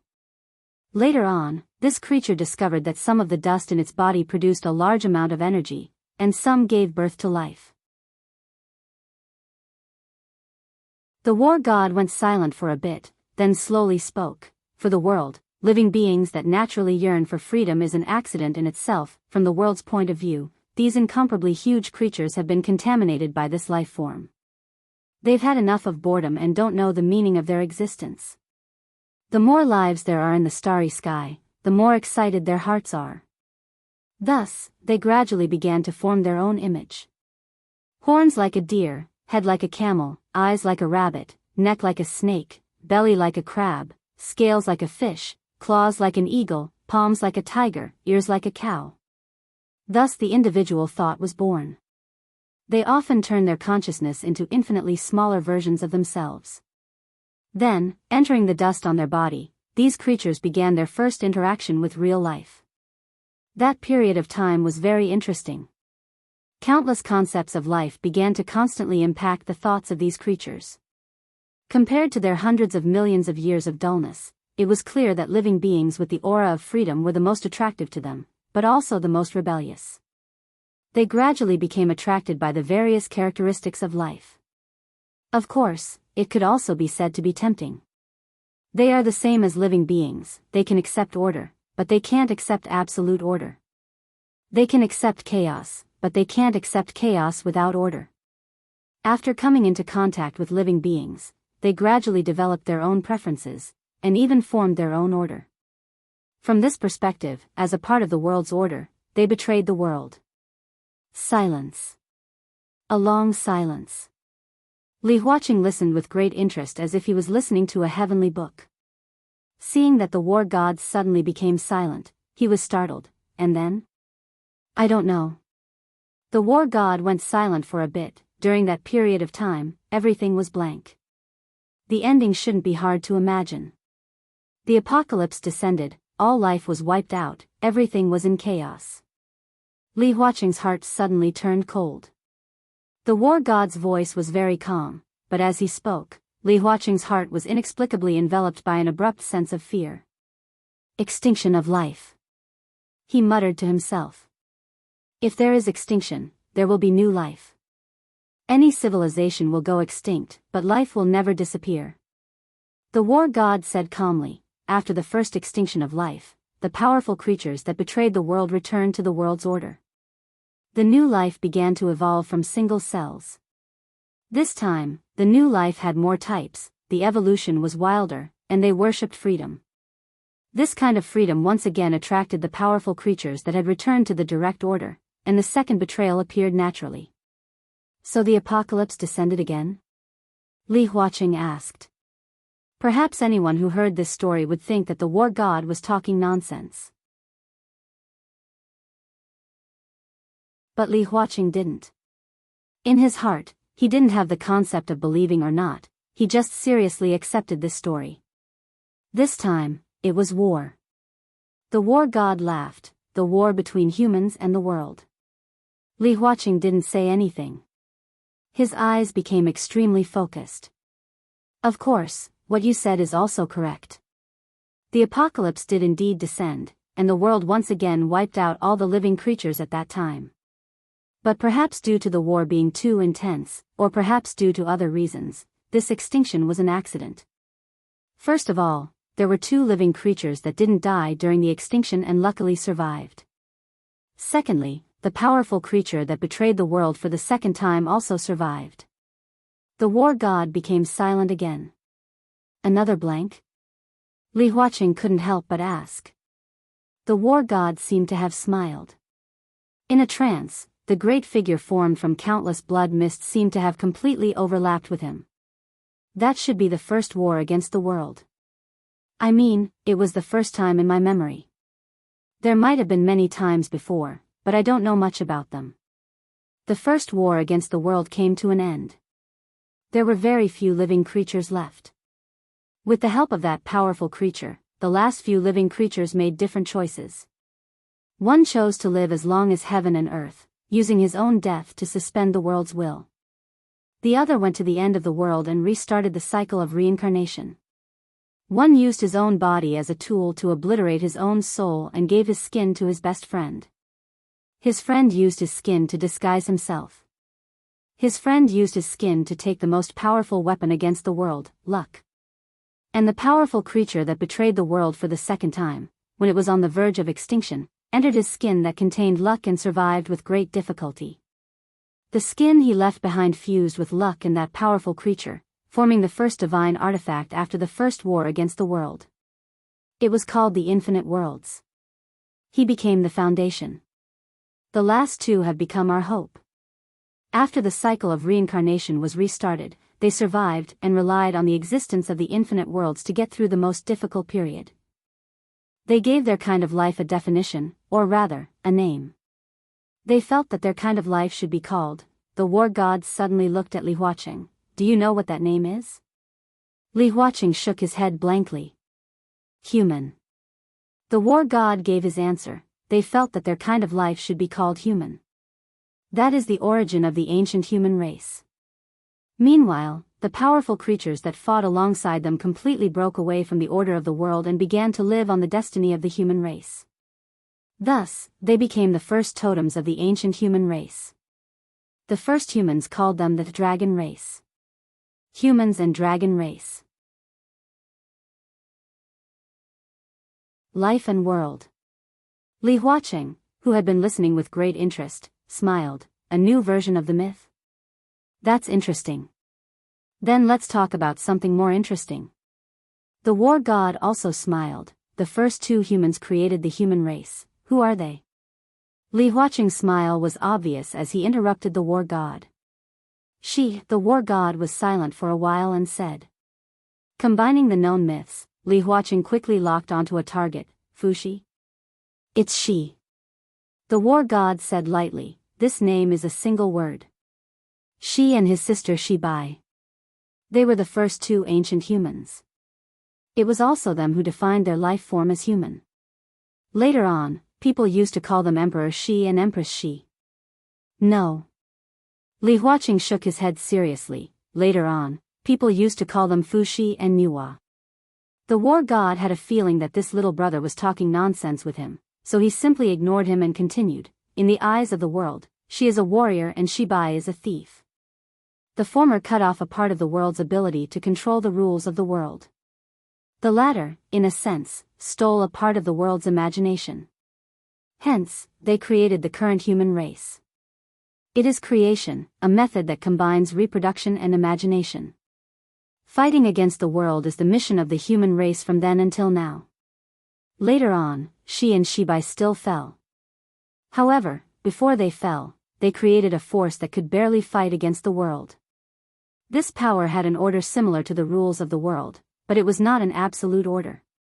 It had a chaos similar to the rules of the world, but it was not an absolute chaos either. This power had found a balance between absolute order and chaos, so this power was called the neutral power by later generations. In fact, there are 3 paths. When you reach the peak of each path, you can barely fight against the evil of the world. This is what they left, and it has been passed down to this day. It is also the most precious treasure. With this force, more and more young talents appeared in the human race, such as Great Emperor Xianyuan, Emperor Yan, Xing Tian. Li Huaqing nodded cooperatively. The war god glanced at him and continued expressionlessly. When the later generations reach the true peak along these 3 paths, they will be qualified to represent the human race and bear the heavy responsibility of protecting the human race against the world. They are called human emperors. In the heyday of the human race, there were 5 human emperors, including Huang Shi. Do you know who the last human emperor was? The war god looked at Li Huaqing and asked. You can combine it with the history you know. Li Huaqing narrowed his eyes. The title of human emperor was very old for Zhongzhou state. People were familiar with the title of emperor. Or in other words, emperor. Who was the first emperor in the history of Zhongzhou state? The answer couldn't be more obvious. Emperor Zhou, who was known as a peerless emperor and had hundreds of sons. According to this logic, the last human emperor was King Zhou of Shang, who was famous in history for spending too much money but only had 2 sons. Shang dynasty and Zhou dynasty? Li Huaqing asked. The investiture of the gods that you know might not be fake. Of course, the 3 religions are more of a story. In fact, it was a war between the human race and the world order. It can also be regarded as a civil strife within the human race. We don't need to argue about the cause of that incident. But in that incident, too many experts of the human race were forcibly conferred as gods and returned to the order. The human race suffered heavy losses and its luck collapsed. The will of heaven and earth began to gradually gain the upper hand. It was from then on that there were no more human emperors in history, only emperors. But this is the place where the ancient human race rose. As long as there are people, the luck of the human race won't disappear completely. For thousands of years, the luck of the human race was entangled with the will of heaven and earth. Therefore, in the history of the dynasties during this period, the human race didn't really prosper for a long time. She and Shibai also died in that investiture of the gods. During this period, the will of heaven and earth and the luck of the human race kept entangling until the founding of Zhongzhou state. Until people began to return one after another, the will of heaven and earth that shrouded history was suppressed and the luck of the human race also began to return. What do you mean by return? Li Huaqing suddenly asked. War God glanced at him and said calmly, break the reincarnation and return to the starry sky. This sentence was extremely simple. But Li Huaqing's blood was boiling for no reason. Two people returned this time, and they both left legends that lasted to this day in Zhongzhou state. One was called the Heavenly Sun, and the family he left behind is still strong. The other was called War God, and the family he left behind is also continuous. I know. Li Huaqing nodded. The ancestor of the Wang family of Beihai. The ancestor of the Lin clan in seclusion. War God laughed at himself and said, their return completely suppressed the will of heaven and earth here. But that Heavenly Sun was not very lucky. Or rather, he was not as lucky as the ancestor of the Lin clan, because after he returned, he found himself. Found himself? Li Huaqing was a little confused. At this moment, he saw War God's eyes clearly. There was a meaningful smile in War God's eyes, and he said softly, he found the human skin that he left behind, which belonged to him. A feeling of numbness on his scalp instantly rushed into Li Huaqing's mind. His gaze subconsciously fell on the black robe of the god of war. The black dragon robe was awe-inspiring and majestic. On the dragon robe, countless dragons wandered slowly as if they were alive, piecing together into one pattern after another. Dragon. Clan. All worlds. He found the human skin that belonged to him that he left behind.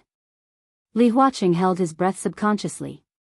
The voice of War God continued, only when he found this skin could he be considered to be completely integrated with himself in mythology and history, and he could stand at the peak of a certain field. And standing at this peak, what do you think he would think? The current peak he is at, the path he is walking on, was founded by that best friend of his. 3 paths, 3 beginnings, all of this is just the beginning. So after he completely found himself, he wore the human skin left by his former self and returned to the place where he first returned as a consciousness formed by a wisp of memory, intending to find the 4th path for the human clan. By the way, he also came to see his former best friend, who is still returning. Then, War God laughed, then he saw the president of Zhongzhou state of this generation, and accidentally found that he had awakened the power of order. He felt it necessary to say hello to the president, so he came and told him a story. Li Huaqing's hair all stood on end. He stared at War God in front of him, opened his eyes to the widest, and said word by word, "You are Lin Xianyuan?" War God's realm, War God, Lin Xianyuan. War God nodded. Thunder roared. Li Huaqing stood up abruptly and sat back on the chair weakly. War God's realm. Lin clan. War God's realm, Li Huaqing kept muttering to himself and finally smiled bitterly. If what you said is true, then your War God's realm is definitely not on Earth, right? In the starry sky. War God nodded, you are the president of Zhongzhou state. You can't be unfamiliar with extraterrestrial civilization. Isn't that what Bureau 719 of Zhongzhou state does? Bureau 719 of Zhongzhou state. This was a department that most people had never heard of. There was no official information about it, and its functions were absolutely vague. It was independent of any system and only answered to the president. This was a top-secret department that specialized in studying all kinds of supernatural phenomena and unsolved mysteries. Extraterrestrial civilization, extraterrestrial life, UFOs. These were things that ordinary people were familiar with but skeptical about. There was corresponding information in Bureau 719 of Zhongzhou State. Zhongzhou State, Star State, and all the major powers in the world had even received signals from the starry sky. For them, the so-called extraterrestrial civilization was really not a secret. Li Huaqing was not surprised that there was a starry sky life. He was surprised that the big boss of the starry sky in front of him turned out to be an acquaintance from Zhongzhou State. This feeling was really refreshing, and it also had a really nice feeling. Do your current abilities have anything to do with Bureau 719? War God suddenly asked. Li Huaqing hesitated for a moment before slowly nodding his head. He sighed softly, "It's my classmate.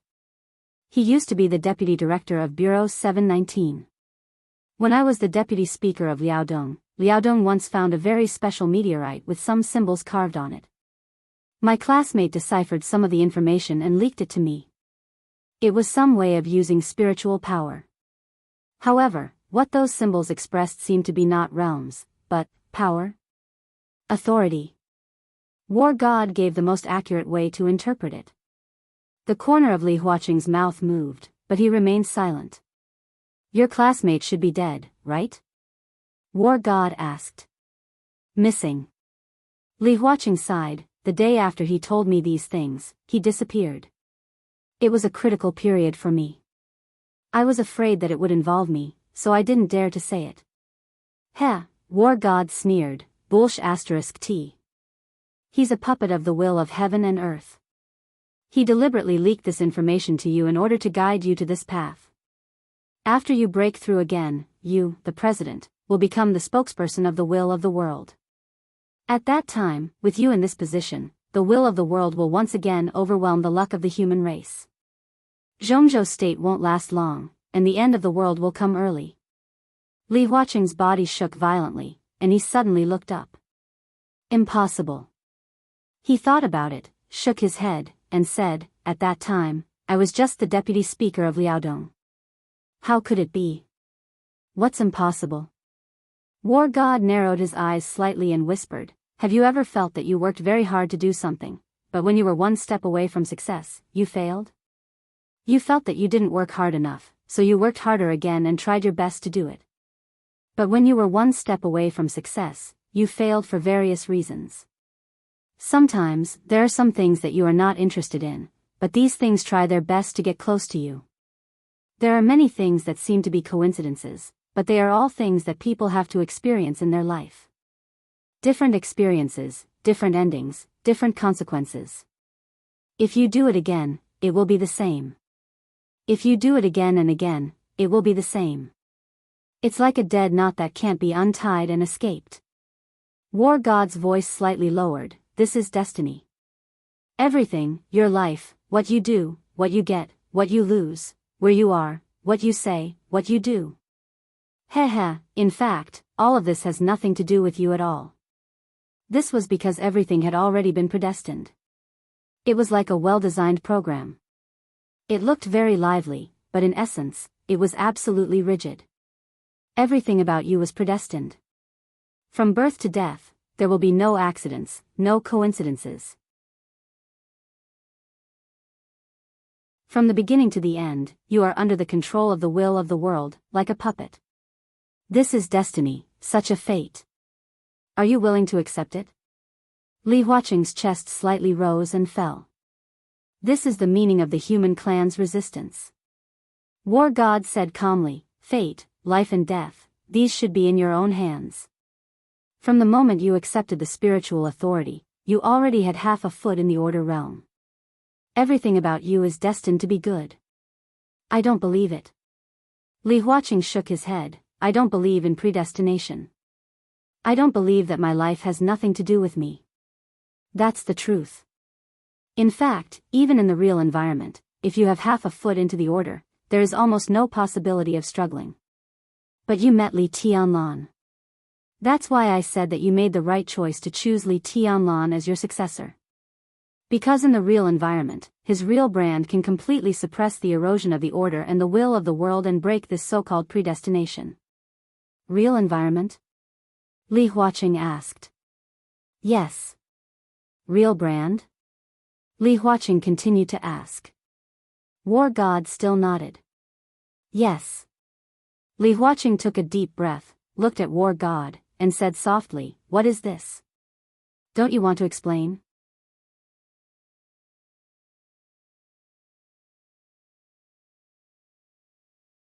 Chapter 1292. The hour hand on the clock pointed to 4:20 at night. It was close to dawn. Li Huaqing looked at War God, whose identity he didn't know. His mind was in a state of extreme fatigue, but at the same time, he was also in a state of extreme excitement. At this moment, he felt like a madman who was listening to another madman telling a story. Was it a story? Or the truth of the world? Order, neutral, chaos, dragon, myth, emperor, authority, world, war god, she and she by, authority, true imprint, true environment, everything was crazily attacking his rationality and brain in a way that he had never experienced before. Li Huaqing took out a cigarette with trembling hands. He lit it and took a deep puff. As if he suddenly thought of something, he took out another cigarette from the box and handed it to War God. War God reached out his hand and opened his fingers. Li Huaqing was stunned for a moment before putting the cigarette in War God's hand. But the cigarette went through War God's palm and fell to the ground. Li Huaqing's fingers were slightly hot. He lowered his head and looked at it. He was lost in thought for a long time. His gaze moved between the cigarette on the ground and his fingertips. At this moment, both of them had already turned red with warmth. That was fresh blood. War God's blood. Li Huaqing raised his head and glanced at War God. The figure in front of him was so clear, but it wasn't a real thing. It was just an illusion. However, the blood mist that was constantly drifting from his body seemed so real when he touched it. My current essence is just a memory. It can be said to be a real existence, but it can also be said to be an illusion. War God thought for a moment and said, "It's hard for me to explain to you." Because he didn't know either. This was a new authority, a new path. Everything was just the beginning. There were still too many unknown things that War God didn't think of. Li Huaqing didn't care about this question. He took a big puff of the cigarette. Because he inhaled too hard, his throat was a bit uncomfortable. His voice was a bit hoarse. True imprint, true environment, what are they? War God frowned. He thought for a long time before coming up with a relatively easy-to-understand explanation. He said slowly, "It's the place that the world's will can't influence. There are people that the world can't influence." World's will. Li Huaqing frowned. He had actually known this term for a long time, but he had never been able to understand it. Anyone who wants to become stronger needs to come into contact with this world. What you want to do in this world, from the point of view of this world, is whether you can do it or not. For example, you can eat, drink, sleep, and walk. But in our eyes, we are so powerful that we can destroy the heavens and destroy the earth, and we are so insignificant that even the slightest movement requires authority. If your vitality does not allow you to walk, then you can only sit paralyzed in a wheelchair. This is the most basic ability, we call it basic authority, which is 0. Level 0 authority. As humans, we don't have to break through this level of authority like some plants. What we need is to see the truth of this world clearly and then climb to the top. Anyone who wants to increase their authority in this world and do more things will need to come into contact with the world will. Currently, of the 3 paths that we have, the earliest one is to use the world will to temper ourselves and fight head-on until the very end. Either we trample on the world will, or we die under its suppression. This path is too tragic and not everyone is suitable for it. Therefore, there is the second path, which is to deceive the world will and use lies to support the world. We walk between the real and the fake and dominate everything. As for the last path, it is to imitate the world will and control our own destiny or even replace it. But no matter how many paths there are, we have to come into contact with the world will. In real situations, the influence of the world will be greatly weakened. It's the kind that you can't imagine, such as earthquakes, tsunamis, and some natural disasters. This is almost the limit that the world will can do. The returnees build a good foundation here, choose their own path, and leave behind their own legends. When they enter the starry sky, they can better face the world will and their upper limit will be very high in the future. Li Huaqing seemed to understand a little. He opened his eyes and murmured to himself, "You mean, the world, no, the starry sky. No, the entire universe, has a consciousness? Or should I say, the entire universe is actually a living thing?" The god of war was silent for a moment and nodded. "Yes. That's impossible." Li Huaqing laughed in an extremely absurd manner. "Are you trying to tell me that the land under my feet, the earth, and the Milky Way all have life? How is that possible? What proof do you have?" "Of course I have proof," the god of war said and shook his head. The proof that the universe has a consciousness had actually existed a long time ago. For example, the third path of the neutral camp. However, even if he said it now, Li Huaqing couldn't understand it and the god of war couldn't explain it either. Li Huaqing waited for a while and didn't get an explanation. He nodded and said, "Okay, even if I believe you and the universe has a consciousness, why is the earth your so-called real environment? Isn't this place a part of the world? The universe does have a consciousness, but we can't be sure if the universe is a living thing. Its existence is too great.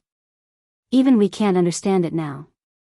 However, it doesn't mean that it doesn't exist," the god of war said. Li Huaqing narrowed his eyes. "I'm talking about the real environment." Why is the earth a real environment that the world will can't influence? The earth has a lifespan. Do you agree with this point? The god of war suddenly said. Li Huaqing was startled and nodded. Of course. This was the truth. Scientists could already roughly estimate the lifespan of the Earth and the entire solar system. It was an astronomical number calculated in hundreds of millions of years. It was extremely far away. However, the Earth also had a lifespan. I suddenly thought of how to convince you. The god of war laughed. Since you don't deny that the Earth has a lifespan, why do you deny that the Earth and the universe has life? If it's not life, how do you explain the lifespan? Li Huaqing, the god of war, didn't wait for him to refute and continued, the sun also has a lifespan. Do you agree with this point? Li Huaqing silently nodded. The sun's mass isn't big. The energy it can provide is insignificant in the eyes of some peak existences. However, it is indeed a star in its prime. But all stars will eventually die. They can't escape three fates. Just like how humans will eventually become corpses, stars are the same. They will become white dwarfs, neutron stars, or black holes. Then, the entire universe, the entire starry sky also has a lifespan. Do you agree with this point? Li Huaqing remained silent. How many years does the universe have left? The current scientific community hasn't calculated this point. They can't accurately calculate it. It's even impossible to calculate it. But slowly, Li Huaqing still nodded.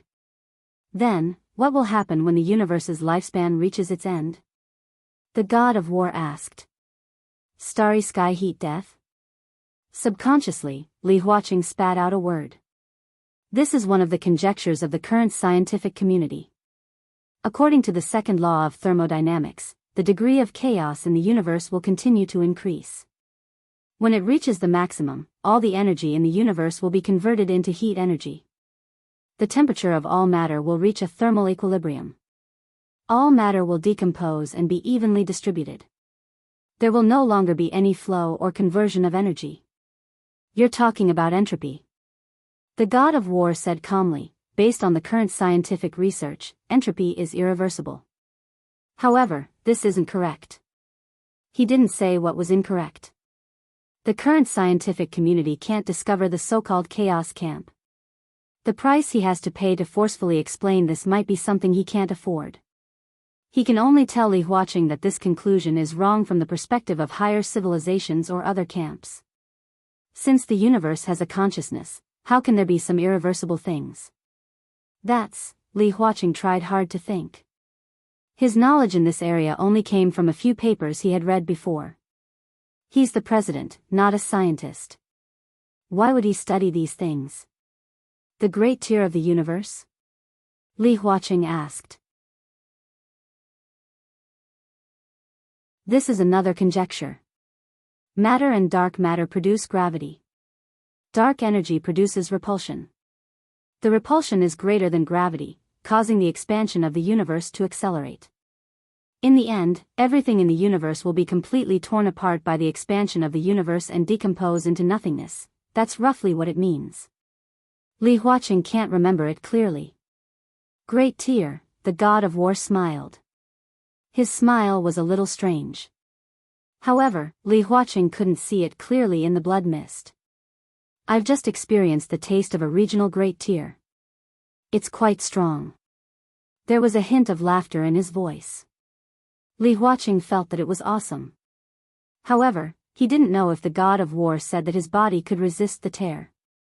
However, the god of war rejected this possibility. That's the contraction of the universe? Li Huaqing asked. The theory of the cycle of time and space was also very popular. The expansion of the universe will stop and reverse after a certain extent.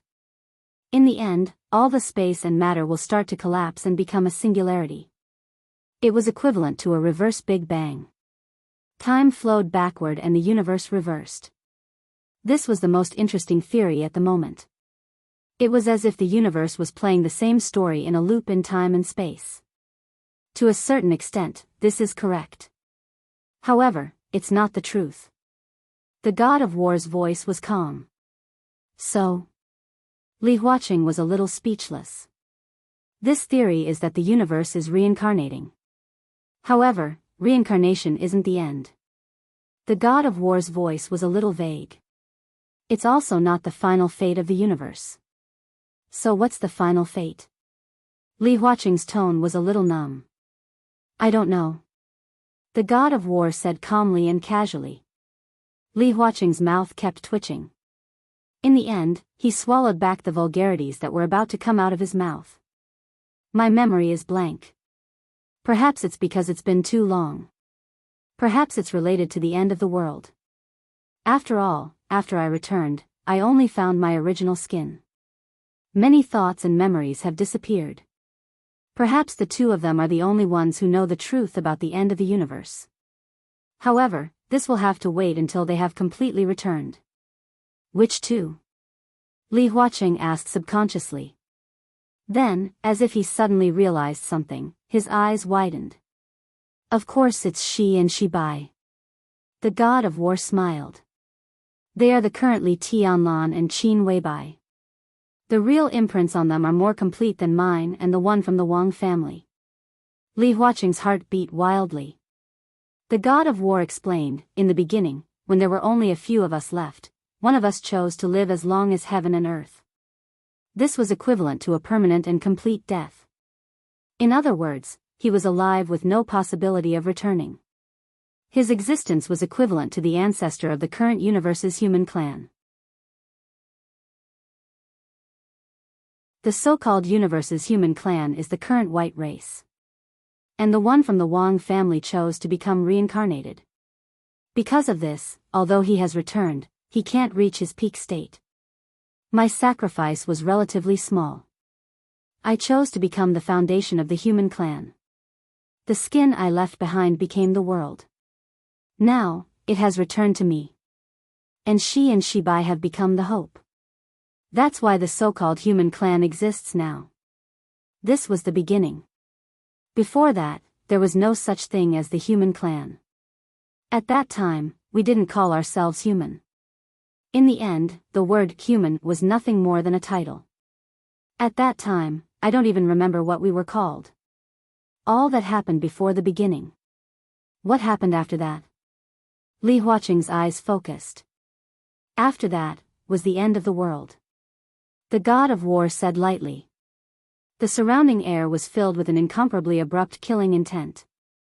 A ferocious and cold aura began to gather toward the god of war, extremely violent. The end of the world. Li Huaqing subconsciously stopped breathing. The world is reincarnated, but the real end and destruction are very rare. Anyway, in my memory, there was only one, but I didn't see what it looked like. It's just that in my memory, the human clan that wasn't called the human clan was different from the current one. We had an almost immortal lifespan, an incomparably perfect appearance, and there were almost no secrets in the world. Everyone back then could be said to be like gods now. That was, the god of war thought for a moment. My memory is very incomplete, but if I'm not wrong, before the end, the world should have been four-dimensional. Four-dimensional? Li Huaqing began to feel that it was very, very impressive. I'm not sure if it was four-dimensional or four-dimensional space, but I have a deeper memory. At that time, we would have an additional angle, be it in terms of seeing or doing things. At the very least, there will be an additional angle, an angle that doesn't exist now. I can ignore distance and space. At that time, if I wanted to and when I was strong enough, I could even take your heart from a galaxy away without leaving any wounds on your body. But now, I can't do it. Even if it's my real body, I can't do it. I have to be at least a galaxy away to be able to do it. The god of war said in a low voice. After a long silence, he continued, that should be what the world looks like after it's destroyed. The dimension decreases, and the world ends, from four-dimensional to three-dimensional. If the world is destroyed again, this world and the endless starry sky might become two-dimensional. We will perish together with the entire world. Maybe a long, long time ago, before we were born, there were still fifth dimension, sixth dimension, or even higher. But as the world was destroyed again and again, the dimensions were reduced again and again, and finally, it became what it is now. This is just our speculation. Even now, there are too many things that we don't understand. The only thing we can do is to try our best to survive. In order to survive, we have to constantly struggle in desperate situations. To the world, we are just pitiful creatures. He raised his head and took a deep look at Li Huaqing. Do you understand now? The earth, in our words, is called the City of Miracles. This is the real environment, and the so-called real environment is the planet left after the old world was destroyed. The so-called real imprint is the people who still survived after the old world was destroyed, or who still completed the return.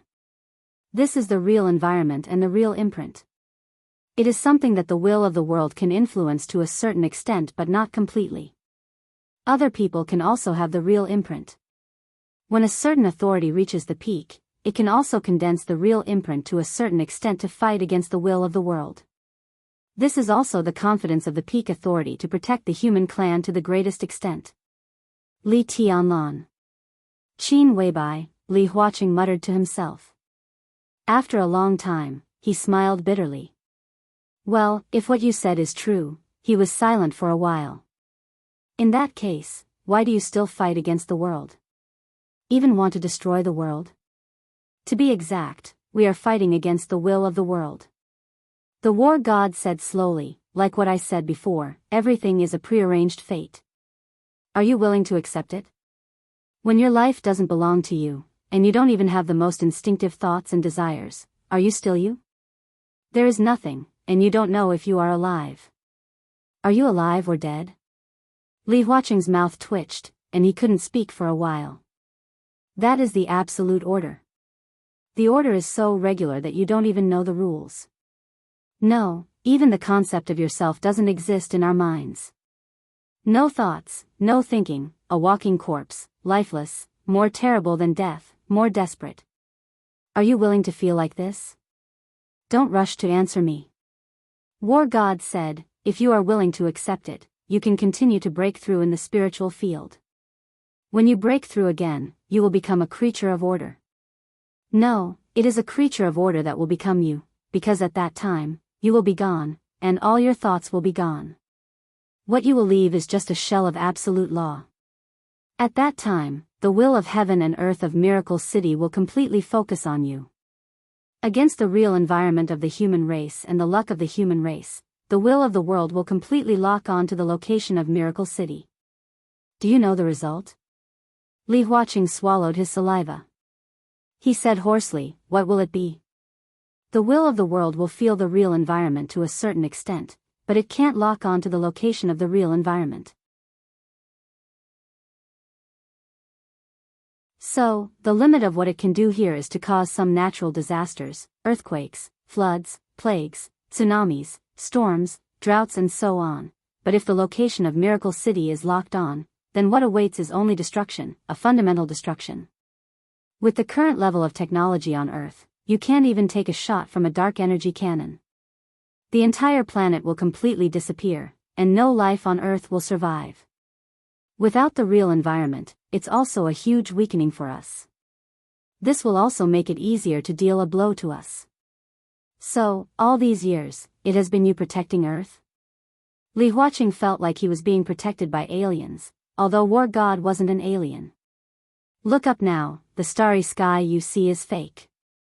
War God calmly said, a fact that was enough to shock the scientific world. What do you mean? Li Huaqing's hair stood on end. In the sky above Miracle City, there is my sword intent. Above my sword intent, there is Xuanyuan's sword formation. In addition, Miracle City, and even the entire Milky Way space are folded by us by various means.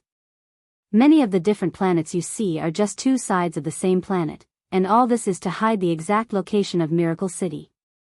Li Huaqing looked at him silently. After a while, he asked, "Do you think I can believe what you said?" War God looked at him calmly. "It doesn't matter to me whether you believe it or not. You are the president of Zhongzhou State, you currently have a lot of resources, and you can most directly help Li Tianlan. If you believe it, you can do something. This is also the reason why I greeted you. If you don't believe it, this is just a story. When the creatures of order replace you, I will kill you immediately and let Li Tianlan become the president. He has a real brand. As long as he is in the position of president, the will of heaven and earth of Zhongzhou State will be suppressed to the lowest level. That is enough. Then what are you doing here?" Li Huaqing couldn't help asking. "I'm here by accident." There was a flash of embarrassment in War God's eyes. He seemed to think of the time when he was trapped in the screen again. He shook his head slowly. "But since I'm here, it's good to have a look. I have to see the return of Shi and Shibai. This may make up for some of my memories. If possible, I can also discuss with him about the new authority and open a road to heaven for the human clan." He paused and suddenly laughed. "Besides, your current means are not very good. Jiang Shangyu, Li Kuangtu, Gu Xingyun. These opponents are a little weak for Li Tianlan. Since you want to help him complete the most perfect return, you naturally have to find him a strong enough opponent." War God thought for a while and suddenly laughed. In the endless crisscrossing, his body was obviously trembling because of the laughter. Strictly speaking, this is a story of a son-in-law beating his father-in-law. And as a father, I have to stand on the side of my son and watch the eager daughter-in-law. What a good family ethics drama. Li Huaqing looked confused. What son-in-law beating his father-in-law? Your son? Yes. War God nodded. But you probably haven't seen him yet. But, you will see him soon. This time, I've brought Li Dongqing's sword Qi and state of mind, which can help that kid open up the situation. Since Tianlan can't meet Dongqing for the time being, then let him face an opponent similar to his son. It can also be considered as letting him understand the pain his son has experienced, right?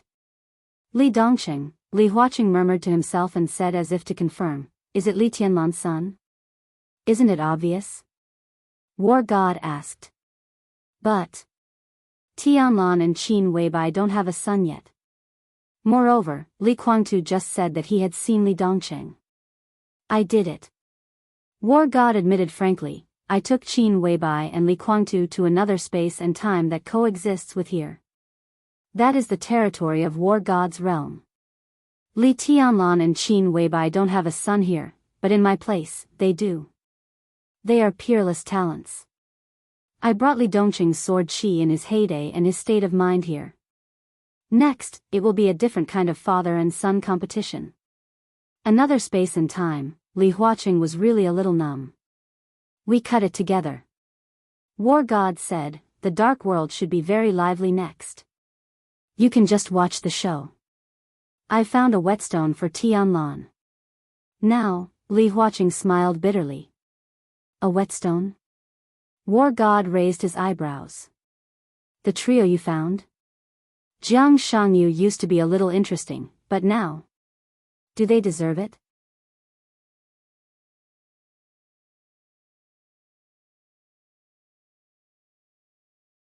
Chapter 1293. He was like a walking corpse.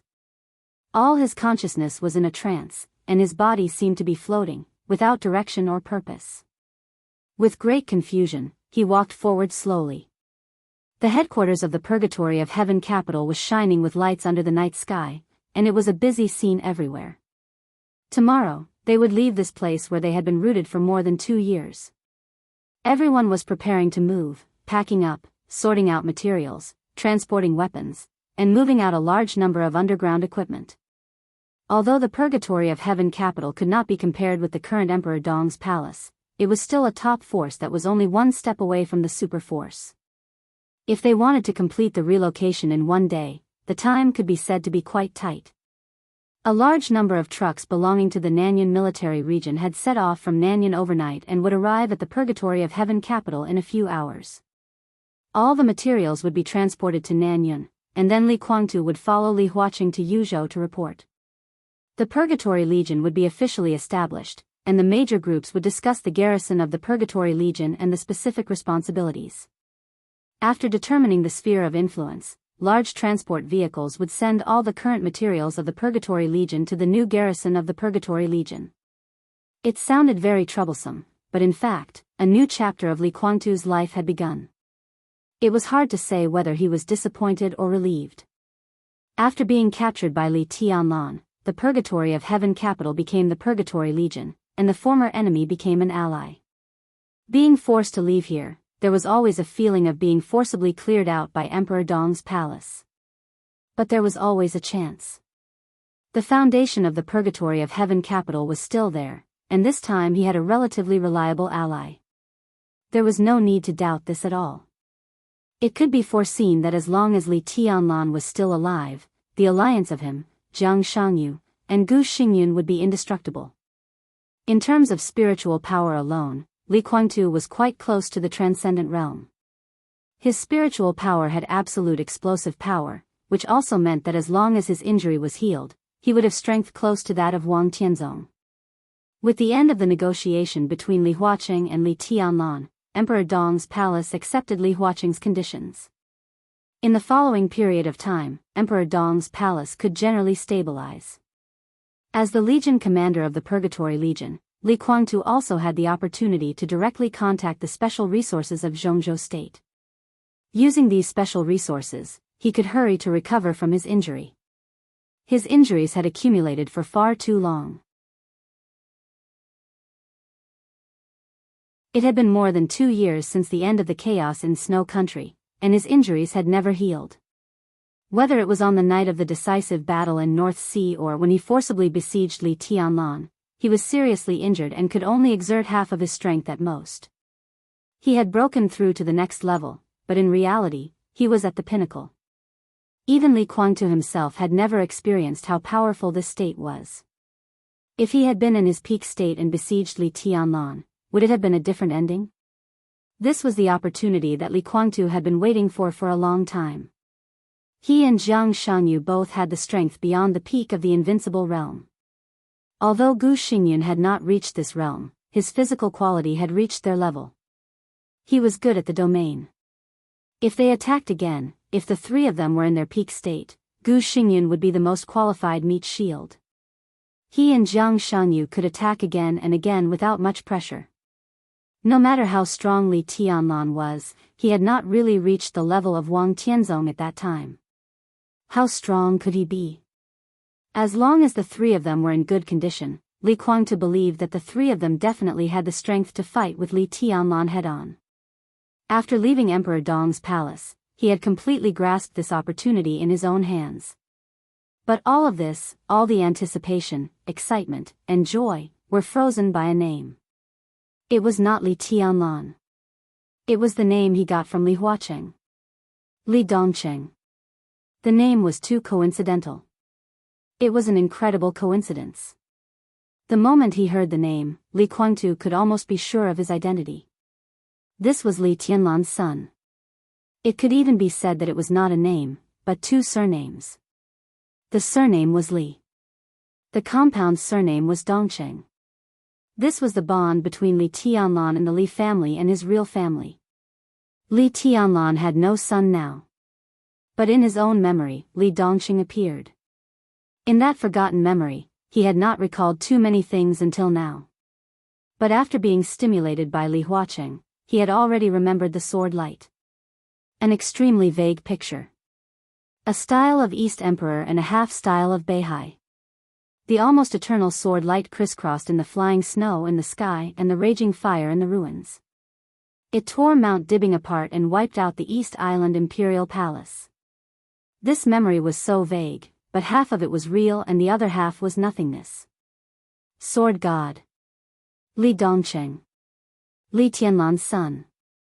The repressed memory. The eternal sword light. In his memory, the sword light was so dazzling that it covered everything. The person who drew the sword and the people who faced the sword were all blurred. Only the sword light existed. Wherever the sword light passed, there was only extinction. Maybe he looked down on him and didn't like him before. He looked down on him and was indifferent. But he had to admit that the current Li Tianlan had become a mountain above the purgatory of heaven capital. Their positions had been reversed.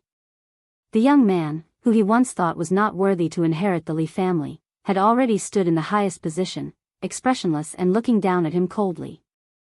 What Li Kuang-tu wanted to do most now was to climb over the mountains and break the incomparably towering mountain above his head. Did the name Li Dongcheng mean that even if he climbed over the mountain of Li Tianlan, what he would face next would be a mountain higher than Li Tianlan? That mountain didn't exist now. No, that mountain already existed. He even tore Mount Dibbing apart more than 2 years ago. But why did he exist? Time, identity, chosen one. There was already an unbelievable guess in his heart, but this guess was too absurd, so much so that his brain became extremely chaotic. A part of his mind was in a state of absolute rationality, while the other part of his mind was beyond reality and began to let his imagination run wild. The intense pain in his head became more and more clear. On the quiet path of the purgatory of heaven capital, Li Kuang-tu held his head in his hands and sat on a chair, his body trembling. Uncomfortable? A voice suddenly resounded before him, and it was flat and indifferent while carrying a wisp of distance. Li Huacheng's trembling body stopped and he raised his head. In his sight, Li Huazhang, whose temples had turned white, stood in front of him. He was carrying a food box in his hand. "I'm fine." Li Kuang-tu forced a smile and said, "I just suddenly thought of something." "What is it?" Li Huazhang's tone did not fluctuate at all. "I thought of Li Tianlan." Li Kuang-tu chuckled and said, "Him. When I talked to him today, guess what conditions he gave me? He invited me to be the first deputy palace lord of Emperor Dong's palace, and at the same time to retain all the weave of the purgatory of heaven capital. I can still lead the purgatory of heaven capital and give us the highest autonomy." Ha ha, Li Kuang-tu laughed. Li Huazhang's eyes moved and he whispered, "You didn't agree?" "Yes."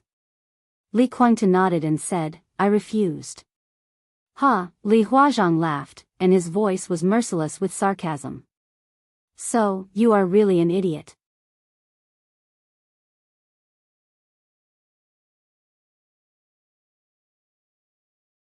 Chapter 1294. Li Huazhang's voice was cold and direct. He said it so straightforwardly that it seemed extremely harsh in the night. Li Kuang-tu suddenly laughed. Unprecedented chaotic thoughts surged wildly in his mind. Reality, illusion, what had happened and what he imagined, all of his thoughts were in a state of boiling at the same time. He nodded in agreement and chuckled. Indeed, I also think I'm a fool. Li Huazhang's mouth moved. Li Guangtu said the conditions given by Li Tianlan in an understatement, but Li Huazhang clearly knew the weight of it. The first deputy palace lord of Emperor Dong's palace and the autonomy of the Purgatory of Heaven capital really meant too many things. It was no exaggeration to say that Li Tianlan's requirements for the Purgatory of Heaven capital were actually very simple, even unbelievably simple. What he asked for was that the Li family's position should be unified in the general direction, and he didn't want to interfere with the Purgatory of Heaven capital. He was even willing to give a part of the power and interests of Emperor Dong's palace to the Purgatory of Heaven capital, and the Purgatory of Heaven capital only needed to recognize his position as the patriarch of the Li family and stand with Emperor Dong's palace at the critical moment. That was enough. This was not even an incorporation, but a cooperation. How many benefits and resources did the first deputy palace lord of Emperor Dong's palace mean? These were given for free, and Li Tianlan let the Purgatory of Heaven capital maintain its autonomy. After taking the interests of the other party, it was reasonable to stand with the other party. There was nothing wrong with it. Li Tianlan just wanted to end the state of the Li family's division. As for other aspects, such conditions could even be regarded as a concession by Emperor Dong's palace. Thousands of words in his heart rushed to his mouth. Li Huazhang took a deep breath and swallowed all the topics. He could understand these things in the first place, and he didn't believe that Li Guangtu didn't understand. But Li Guangtu still refused. What was the point of saying these things?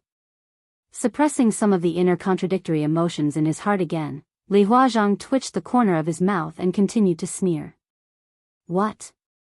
Look at you, are you regretting it? The relationship between Li Guangtu and Li Huazhang had never been good. The parents of this military counselor of the Li family had died a long time ago, and he was brought up by Li Honghe. Logically speaking, he and Li Guangtu grew up together, so they should have been very close. However, the two cousins seemed to be incompatible. They quarreled with each other from childhood to adolescence, and then to young men. They had fought with each other more than once. Li Huazhang's talent was not outstanding, and he was 2 years younger than Li Guangtu. When he was young, he was robbed of his toys and food, but he could barely compete with this cousin. When they became teenagers and began to learn martial arts, the gap between them began to widen. Every time the two brothers fought, Li Huazhang was the first one with a black nose and a swollen face, and then Li Guangtu was beaten by Li Honghe. The two of them had many memories of each other. Most of them were quarreling, fighting, and getting beaten up if they couldn't win. After the fight, they still got beaten up. Both of them hated each other. From adolescence to adulthood, this relationship began to change gradually. When they grew up, Li Huazhang became cunning and began to play dirty. In terms of martial arts, he was not as good as his cousin. But when it came to scheming, Li Huazhang at that time was far ahead of Li Guangtu. When the two were in college, Li Huazhang completely used all kinds of tricks to make Li Guangtu unhappy. As long as it could make Li Guangtu feel disgusted, Li Huazhang did it. Although he would still be beaten black and blue in the end, it was still not a loss. Later, the Li family was destroyed, and Li Guangtu lurked in East Island. A few years later, Li Huazhang secretly joined the Purgatory of Heaven capital from the border.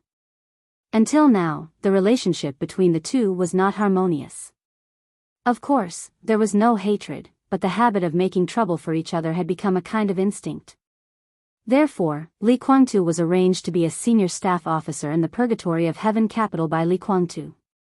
It was a high level, not the highest level, but a core position, but a relatively marginal position in the core.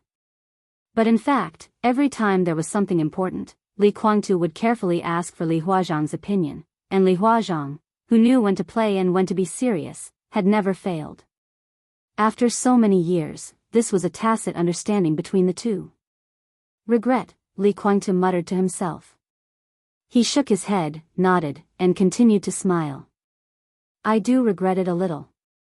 Don't you think it's a little late? Li Huazhang's voice was cold. It's not too late. Li Guangtu said calmly, if I join Emperor Dong's palace and become the first deputy palace lord of Emperor Dong's palace, I will still have the final say in the purgatory of heaven capital, and all the forces of the Li family will be completely integrated. The position of the first deputy palace lord can bring a lot of benefits to the purgatory of heaven capital, even unimaginable benefits. The purgatory of heaven capital can quickly strengthen itself with the power of Emperor Dong's palace, but at the same time, the purgatory of heaven capital will be better integrated into Emperor Dong's palace. The two will become one. In the short term, there may be some estrangement in a few years, but as time goes by, in 5 or 10 years, the purgatory of heaven capital and Emperor Dong's palace will definitely be inseparable. This is what Li Tianlan wants to see. There is not much calculation about ambition. In this respect, he is relatively simple. He thinks that he is the patriarch of the Li family and has the obligation to unite the forces of the Li family, that's all. For the Li family, he is willing to make some concessions to a certain extent. Li Huazhang looked at him silently. Li Guangtu took a deep breath and said lightly, I do regret it. But if I have to do it again, I will still refuse. I understand. Li Huazhang said blandly, you don't want to submit to others. Now that you have the support of Gu Xingyun and Jiang Shangyu, it's inevitable that you want to fight with Tianlan. Do you think you still have hope? Support? Li Guangtu frowned. No. Li Huazhang sneered. If not, why are you so eager to stick to him? You can continue to walk around here and ask around to see what some people are talking about you now. Gu Xingyun, heh. Who does Gu Xingyun think he is? Let's go back more than 20 years.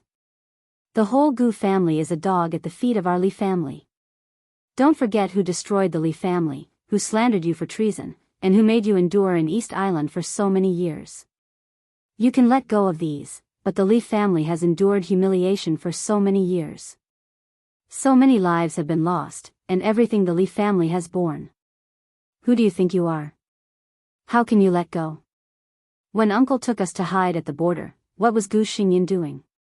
He dared to cooperate with Annan when his foundation was not stable. He sent the experts of Kunlun City to bleed the Li family with Annan. When the Li family collapsed, how many families were ruined and how many wives and children were separated? King endured in East Island and recultivated martial arts.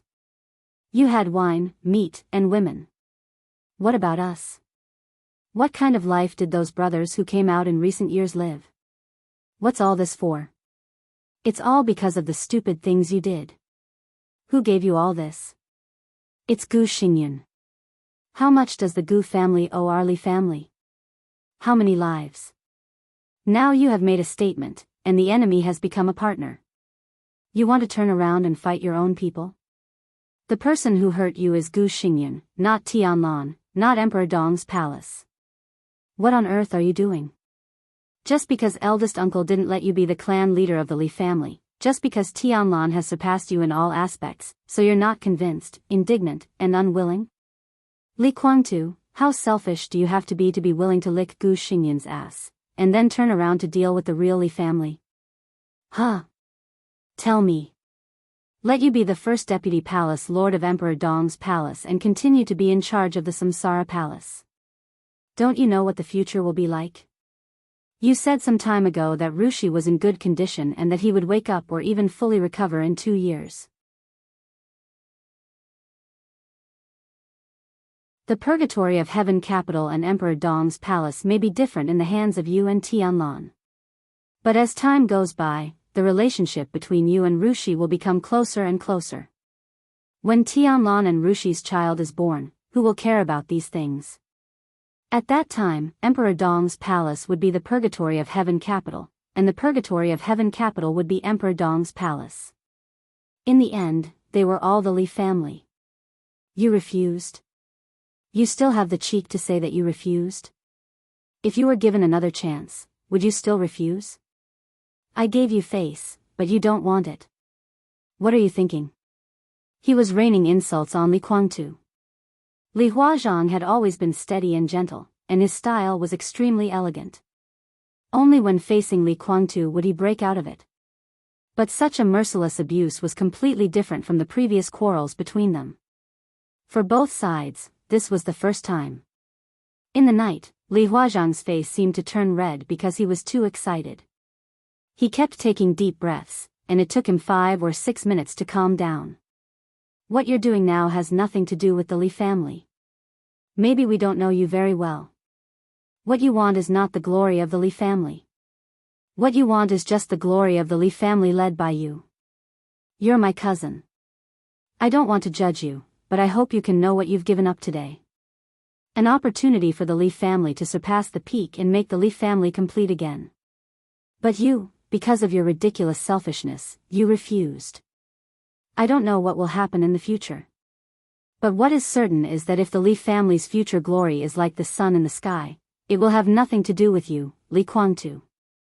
If the Li family falls on the way to the peak in the future, then you, Li Kuangtu, must be the Li family's eternal sinner. His tone was cold and indifferent, without any excitement. But Li Kuangtu's facial muscles twitched fiercely. Few people could understand his feelings for the Li family. Li Kuangtu never denied that he was selfish, but he was also very sincere about his feelings for the Li family. Li Huazhang's words were like a knife stabbing into his chest one after another. He was bleeding, and the unparalleled pain seemed to tear his consciousness. He wanted to explain something. He wanted to explain that Li Huaqing would not agree to his promise to Li Tianlan. He wanted to explain that once he agreed to Li Tianlan's conditions, the whole Li family would be in crisis. He wanted to explain something else. In fact, there were many things that could be explained. But when the words came to his mouth, Li Kuangtu chose to remain silent. Because all the things that could be explained, including the fact that Qin Weibai killed Huawu, were not the real reason why he refused Li Tianlan. The real reason was right in front of him, and he couldn't look at it directly. But he knew very well that the reason why he refused Li Tianlan was because he was unwilling, or selfish. Everything is just temporary. Li Kuangtu was silent for a long time, and then slowly said, I swear, I will let Gu Xingyan pay the price he can't imagine.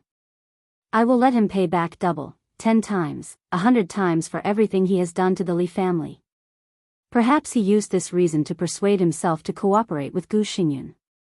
At that time, Li Kuangtu vowed that one day when he regained control of the Li family and overthrew Li Tianlan, he would cut the whole Gu family into pieces to complete the most thorough revenge.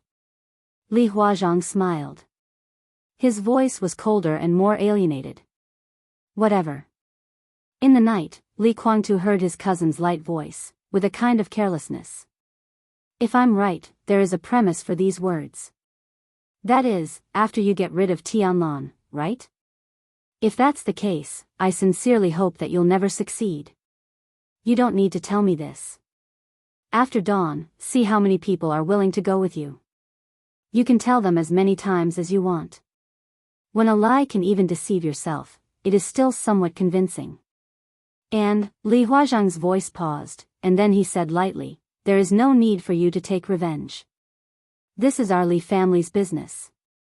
Tianlan will do well in the future. You don't have to worry about this. Li Kuangtu's eyes became extremely dangerous in an instant. This sentence was light, but it directly poked his sore spot. What do you mean by your Li family's business? Li Huazhang looked at him calmly. No one wants to treat you as an outsider. It is you who regard yourself as an outsider. I am not the patriarch of the Li family, and I can't represent others. But in my heart, you have nothing to do with the Li family now. I have no other purpose today. I just came to say goodbye to you. I will officially leave the purgatory of heaven capital. I will leave now. In addition to me, White Fox, Qianji, and Qilin will also go with me. They are now waiting for me at the gate. It is estimated that when you officially leave Tiannan, we will also arrive at Emperor Dong's palace. Li Huazhang said quietly, of course, there is another possibility. If you kill us all now, we will never arrive at Emperor Dong's palace. The corner of Li Kuangtu's mouth twitched fiercely. Li Huazhang, White Fox, Qianji, Qilin. There were about 10 people in total, all of whom were with Li Huazhang. And these people were all senior staff officers of the Purgatory of Heaven capital. From another perspective, this was equivalent to the top think tank of the Purgatory of Heaven capital. Of course, it was also the think tank of the Li family. If any of these people left, it would be a loss that could not be ignored for the Purgatory of Heaven capital. He opened his mouth, raised his hand and put it down, and finally waved his hand. I won't kill you. Li Huazhang smiled and said, I know, you dare not. At this moment, he seemed to have completely calmed down and restored the instinct that he had maintained for many years. He would seize the opportunity to disgust his cousin. Li Guangtu glanced at him. If he killed Li Huazhang here, Li Tianlan would be furious and attack him after he found out. He might not be able to kill him directly, but he would not hesitate to kill a group of high-level officials of the Purgatory of Heaven capital. From this logic, it was right that he did not dare to kill Li Huazhang. But Li Guangtu really did not think about this so-called logic. He simply couldn't bring himself to do it. After all, he was a member of the Li family. His eyes wandered and finally fell on the food box in Li Huazhang's hand. Was this the last meal and the last glass of wine for the two brothers before they left? Or maybe it was the last glass of wine in this life? Li Guangtu laughed at himself, raised his chin, and gestured to the food box in Li Huazhang's hand. Li Huazhang was stunned and then laughed. If you really want to disgust me, then I admit that I was indeed disgusted by you this time. He took a step forward and put the food box in his hand beside Li Guangtu. Here you are. Li Guangtu frowned. The food box was ordinary and not expensive. It belonged to the standard of dozens of yuan in Zhongzhou state. He reached out and casually opened the lid of the food box. He took a look and suddenly fell silent. There was no last meal between the brothers. The food box was empty. I just packed up and went to the canteen to eat something. You may not know that all kinds of daily necessities in the canteen, no, in the Purgatory of Heaven capital, are sent by Tianlan from Emperor Dong's palace. Clothing, food, housing, and transportation are much better than when you were here. So in the canteen just now, I didn't eat your food, and I didn't need to spit it out. As for before, I ate your food, and I also helped you, so we don't owe each other anything. If you like this food box, I'll give it back to you. Li Guangtu stared at the food box in front of him and suddenly said, if you deliberately disgust me, you've succeeded. Li Huazhang laughed. His smile was a little sad, and he whispered, it won't happen in the future. When we meet again, we will be real enemies. At that time, you don't have to be merciful. Even if I die in your hands, I won't say anything bad about you when I go down and meet my uncle. Li Guangtu's fingers touched the food box gently. A subtle sword energy appeared and completely crushed the food box. Li Huazhang took a deep look at Li Guangtu. He seemed to want to say something, but it was meaningless to say more. He nodded, turned around, and said, let's go. Take care. The dawn of Tiannan began to gradually brighten, and the night gradually became hazy in the morning light. Li Guangtu sat silently on the bench, watching Li Huazhang's figure getting farther and farther in the hazy light. From beginning to end, his footsteps were steady and he did not look back. Some came to say goodbye, and some didn't. After dawn, the Purgatory of Heaven capital would completely cease to exist. What would appear in the dark world would be a brand new force supported by the Parliament of Zhongzhou State. The Purgatory Army. Li Guangtu's extremely weak mental strength spread around little by little. He saw Li Huazhang walk out of the gate with the Li family's think tank. He saw some other veterans packing up and preparing to leave. He saw the huge amount of materials piled up in the Purgatory of Heaven capital. He saw Dawn, who was walking over with a pale face and weak breath, not far away. Another group of people left the Purgatory of Heaven capital. Li Huazhang's departure seemed to be a signal. More and more people left, but it seemed that no one intended to come to say goodbye to him. Li Guangtu took out a cigarette from his pocket, lit it, and smoked silently. With light footsteps, Dawn, who was seriously injured, slowly walked over. He stood in front of Li Kuangtu, moved the corner of his mouth, and whispered, "Brother." "Yes." Li Kuangtu nodded and said slowly, "How's the packing going?" "Almost done." Dawn took a breath and said, "Tidy it up. Since it's a big gift, it should look like a big gift." Li Kuangtu said. "What big gift?" Dawn looked at Li Kuangtu with some doubts. Li Kuangtu laughed. "It's what we're sorting out now. All the materials and industries of the purgatory of heaven capital. If we give them all to Li Tianlan, do you think it's a big gift?"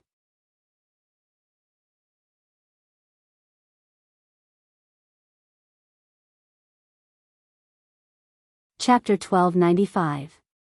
Li Ming subconsciously opened his mouth and stared at Li Kuangtu. He was speechless for a while. Give all the materials and industries of the purgatory of heaven capital to Li Tianlan? This was not just a great gift, it was equivalent to giving away a top force for free. Absurdity and astonishment filled his eyes. Dawn closed his mouth, then opened it again. After hesitating for a few seconds, he couldn't help but ask in a low voice, "Brother, are you crazy?" He suddenly thought of a possibility, and his expression suddenly changed. He carefully stared at Li Kuangtu's pupils. "Have you been hypnotized? I heard that the demoness in Emperor Dong's palace is very good at spiritual power." "You?" "No, she hasn't reached the transcendent realm yet." "I'm very sober," Li Kuangtu said lightly, "but you're wrong about one thing. That demoness has made a breakthrough in her mental power. She's now in the transcendent realm. Although her mental power isn't stable at the moment, she can be said to be the first person in the world in the field of mental power, second only to the Saint Emperor." Dawn was in a daze for half a minute before he muttered to himself, "Transcendent realm." The wind in the morning seemed to suddenly become much sharper. The air current blew past his body, and Dawn felt his scalp go numb. The invincible young Dong Huang, who had already climbed to the top of the divine list. Situ Tsangyue, the hidden god of Zhongzhou state, had obediently handed over all her power after joining Emperor Dong's palace. The holy disciple of the Nirvana sword master had made rapid progress in the field of sword principle and had stabilized his realm. Li Shi, who had been at the peak of the invincible realm more than 20 years ago and had been the actual #1 expert in Kunlun City for more than 20 years. Lin Yuxian, whose code name was Nightmare, Li Beidian, who made rapid progress in Kendo, Bai Yuming of the half-step invincible realm, Fireman of the strongest fire-flaming realm, Qing Feng, Drifting Cloud, Serene Dream, Sky Eagle, Qing Yi, Black Tortoise. Perhaps half a year later, or perhaps a year later, there would be another Situ Wanjie. Now, there was another Qin Weibai. Qin Weibai of the Transcendent Realm. Transcendent Realm. Qin Weibai. This word and this name alone were enough to frighten people. When they were combined, it was a complete nightmare for the enemies of Emperor Dong's palace. Such a Emperor Dong's palace. Dawn really wanted to refuse to accept it, even if it was just verbally, but now, Li Ming couldn't say anything even though he was trying to say it. This kind of Emperor Dong's palace really gave him a sense of majesty that he could not look directly at. It had a suffocating pressure that even made people unable to resist. Scared? Li Kuangtu glanced at Dawn. It was unknown if it was because of this news, but Dawn's pale face became even paler due to his serious injuries. Dawn nodded obediently. Afraid. How could he not be afraid? The top of the half-step invincible realm. It was quite remarkable to mention it in the dark world. At least if the name Dawn spread out, he would not be a nobody in the dark world. But compared with the luxurious and suffocating lineup in Emperor Dong's palace, the so-called half-step invincible realm was really not very eye-catching. It was bullshit to say that he was not afraid. Me too. Li Kuangtu chuckled, but no matter how scared I am, sometimes, I can't retreat. Li Ming also smiled. This kind of smile bloomed on his handsome face, with a kind of simple and honest look. Then we won't retreat. Li Kuangtu leaned against the back of the chair behind him, looking at the sky where the night and the morning light intertwined. His tense body slowly relaxed. Li Huazhang said a lot to him. But since he had made up his mind, Li Kuangtu was too lazy to think about it. What kind of person was he? What kind of person was he in the eyes of others? He used to think that this kind of evaluation from others was very important. But now, he suddenly felt that it didn't matter. Whether he was selfish, paranoid, or a sinner, calling him selfish, despicable, insidious, and vicious, it didn't matter. No matter what kind of person he was, there would always be someone standing by him, even if it was a mountain of knives or a sea of fire. Tell me, what kind of person am I? Li Kuangtu suddenly asked. Li Ming's smile was calm. You are my brother. Other things were not important, so he didn't think about it. Li Kuangtu was silent for a moment, and suddenly stood up from the chair. Let's go to the front and have a look. This was the rear of the headquarters of the Purgatory of Heaven capital, a residential area. At this time, although every house was brightly lit, it was still quiet. The daily work area in front of the Purgatory of Heaven capital was really lively. Even here, a clear roar could be heard. All the laboratories in the underground of the Purgatory of Heaven capital were opened, and a large number of equipment was constantly moved out and placed neatly on the square in front of the headquarters.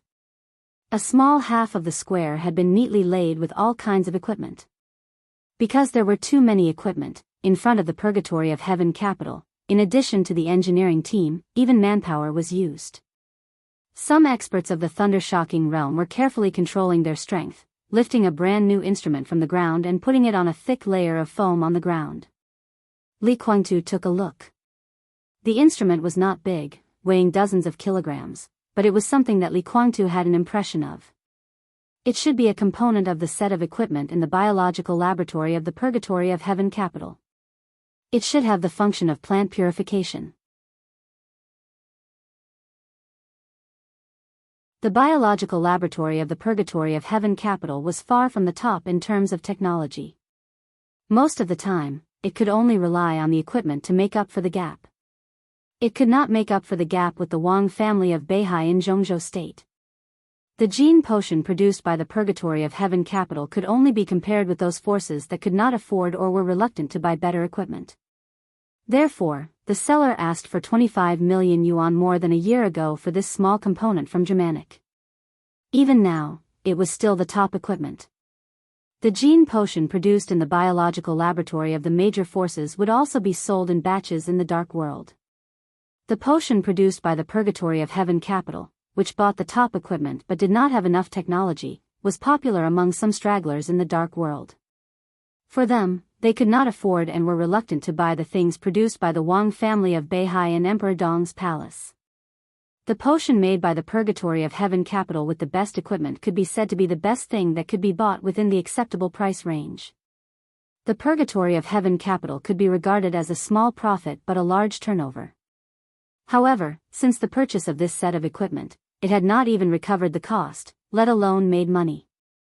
A component of the whole equipment cost more than 20 million yuan. It could be imagined what an astronomical price it was. If this thing is given to Emperor Dong's palace, it is enough for Li Tianlan to build another biological laboratory. Li Kuangtu said softly.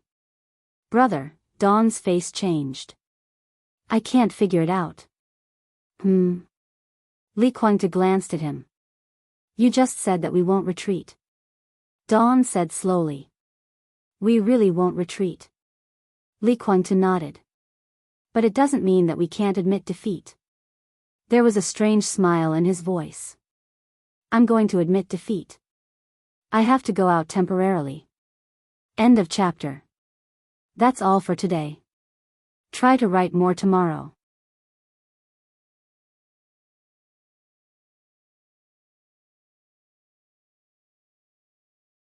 Chapter 1296. Admit defeat, Dawn murmured to himself, as if he was carefully tasting the weight of these two words.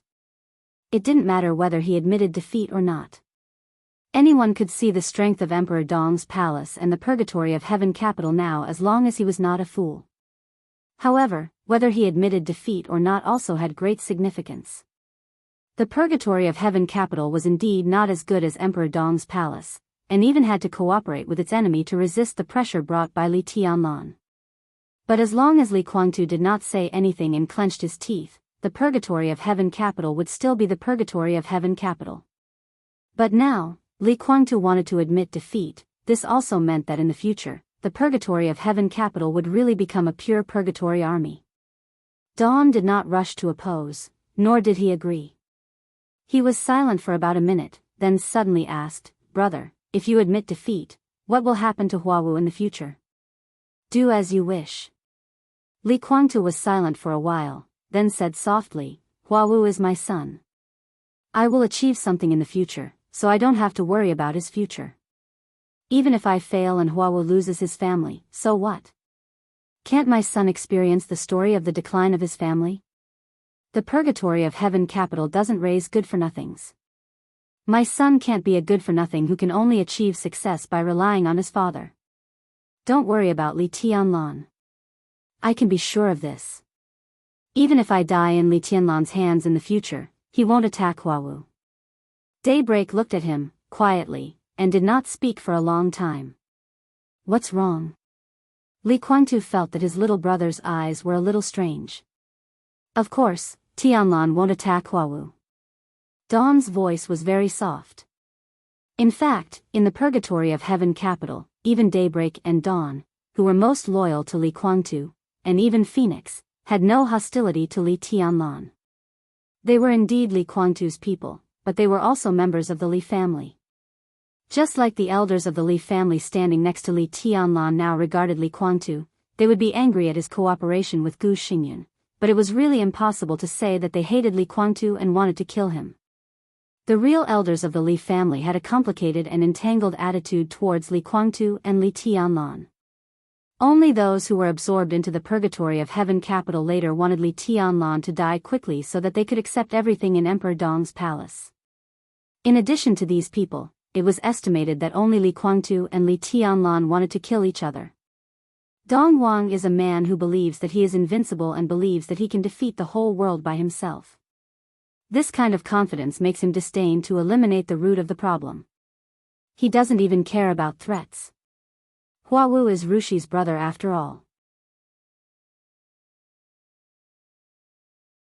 If we lose, he probably won't do anything to Huawu even for Rushi's sake. Dawn's voice was lowered in the dim light. But Tianlan won't do it. What about the others? Just as the real people of the Li family would not be hostile to Li Tianlan and Li Guangtu, and the people who were absorbed into the purgatory of Heaven capital later hoped that Li Tianlan would die quickly, the composition of Emperor Dong's palace was also relatively complicated. There was the former power of the Li family, Jade Pool of Mount Shu, Sai City, the Giant Group, and most importantly, the former subordinates of the Samsara Palace, which currently occupied the main part. These people. Except for the elders of the Li family, how could the others have a good impression of the purgatory of Heaven capital? Tianlan can dominate Emperor Dong's palace, but as a leader, an unscrupulous leader is definitely not qualified. Even leaders sometimes need to compromise and have their own helplessness and difficulties. If we admit defeat this time, the future of the purgatory of Heaven capital will be unpredictable. If we lose and all of us die, what will happen to Huawu? Tianlan won't kill him. But what if Ning Qianqing wants to kill him? What if Li Beidian wants to kill him? These two people accompanied Tianlan when he first entered the secular world.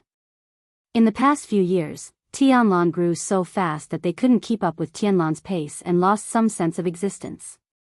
But now, their status in Emperor Dong's palace had become more and more important. Ning Qianqing's martial arts talent was relatively ordinary. Now he had even given up martial arts. As long as he had no crooked thoughts, he was destined to be the leader of the new group in the future. A member of parliament of Zhongzhou state was at most a starting point. If what you said is true, big brother, and Li Huaqing intends to let Li Tianlan take over, Emperor Dong's palace will develop smoothly. 20 years later, an extremely powerful Emperor Dong's palace and the new group will not only push Li Tianlan to the position of president, but also push Ning Qianqing to the position of prime minister. What kind of concept is this? Li Badian, Great Void Sword Master. The last Great Void Sword Master of Mount Shu was at the peak of the Invincible Realm 100 years ago. In his heyday, his ranking on the divine list even surpassed the Wang family of Beihai and ranked second only to the Li family. How dazzling was Li Badian now among the younger generation of Zhongzhou state. Tianlan didn't count, Jiang Shangyu and Wang Xingxiao didn't count. Next were Li Badian and Lin Yuxian. As long as Li Badian didn't die, he would at least reach the peak of the Invincible Realm in the future. These two people could be said to be the core of Emperor Dong's palace. Although for various reasons, they were not deputy palace masters, their status was no less than that of deputy palace masters. These two people were also the most representative figures. As the team members who followed Tianlan from the beginning, if they insisted on killing Huawu or did it first and reported later, what could Tianlan do then? In any case, he couldn't kill them to pay for Huawu's life. Li Badian, Ning Qiancheng. These two were indeed very representative figures. Li Guangtu took a light breath and said slowly, "That's why I chose to admit defeat." You're right. Li Badian and Ning Qiancheng are indeed representative figures. But you didn't mention the more representative figures. Dawn thought of the demoness in Emperor Dong's palace who had now entered the Transcendent Realm, and his heart turned cold. Transcendent Realm, this also meant that even if Li Guangtu could directly break through tonight and officially enter that supreme realm, he couldn't do anything to him. Not to mention Li Badian and Ning Qiancheng, if necessary, if Qin Weibai really wanted to kill Huawu, she would kill him. At that time, Li Tianlan wouldn't even bear to say a harsh word. Big brother's admitting defeat, Dawn seemed to gradually understand. Is it to her? Li Guangtu admitted defeat to Li Tianlan. In fact, he admitted defeat to Qin Weibai. He was not convinced, but in the current situation, he admitted defeat. Dawn thought again and said slowly, "It's useless." You're wrong. Li Guangtu shook his head. Dawn was a little impatient. Big brother, you're silly. In terms of ruthlessness, probably no one can compare with that woman. Her gentle mind is used on Tianlan, but only on her. Don't you know how she treats other people? Don't you know? As long as necessary, the whole world can be her pawn. In the chaos of Snow Country, those Invincible Realm experts died one by one. Doesn't that explain everything? Only when she was with Li Tianlan, Qin Weibai was a woman. In the face of the dark world, Qin Weibai was a goddess. The whole dark world recognized this title with admiration and awe. Gods had no emotions and were high above. It was a kind of extreme indifference that isolated heaven and earth. What you said makes sense. Li Guangtu said softly, "If it was before today, I would agree with you. But now, it's different." He smiled softly. She is already in the Transcendent Realm. Dawn froze for a moment and froze in place. The Transcendent Realm means too many things. When her spiritual power reaches the peak, she can even modify her memory and cognition. If I fail in the future, I will definitely die, but Huawu may not. Even if his existence may be a threat in the eyes of that siren, Rushi and Li Tianlan are still there. With her character of wanting to please Li Tianlan in everything she does, she has many ways to eliminate the threat that Huawu may pose. If she didn't enter the Transcendent Realm, Huawu would definitely die in her hands. But now, it's different. At least it's worth a gamble. If I fail in the future, it's good that Huawu can live. Moon God, Li Guangtu's eyes dimmed for a moment. He gritted his teeth and said, "Rushi is still there. His life won't be too bad. Maybe some memories will be changed, but it's not bad. I don't want to enter Emperor Dong's palace. It's my obsession to cooperate with the enemy. This life is too tiring." The brilliant sword light flashed in his mind again. The sword light that was enough to tear heaven and earth fell on the palace of Beihai in East Island. It ran through day and night, real and illusory. In terms of power, that sword light was comparable to the eternal stroke above Mormon's. In terms of the purity and strength of the sword energy, that sword was the only one that Li Kuangtu had seen in his life.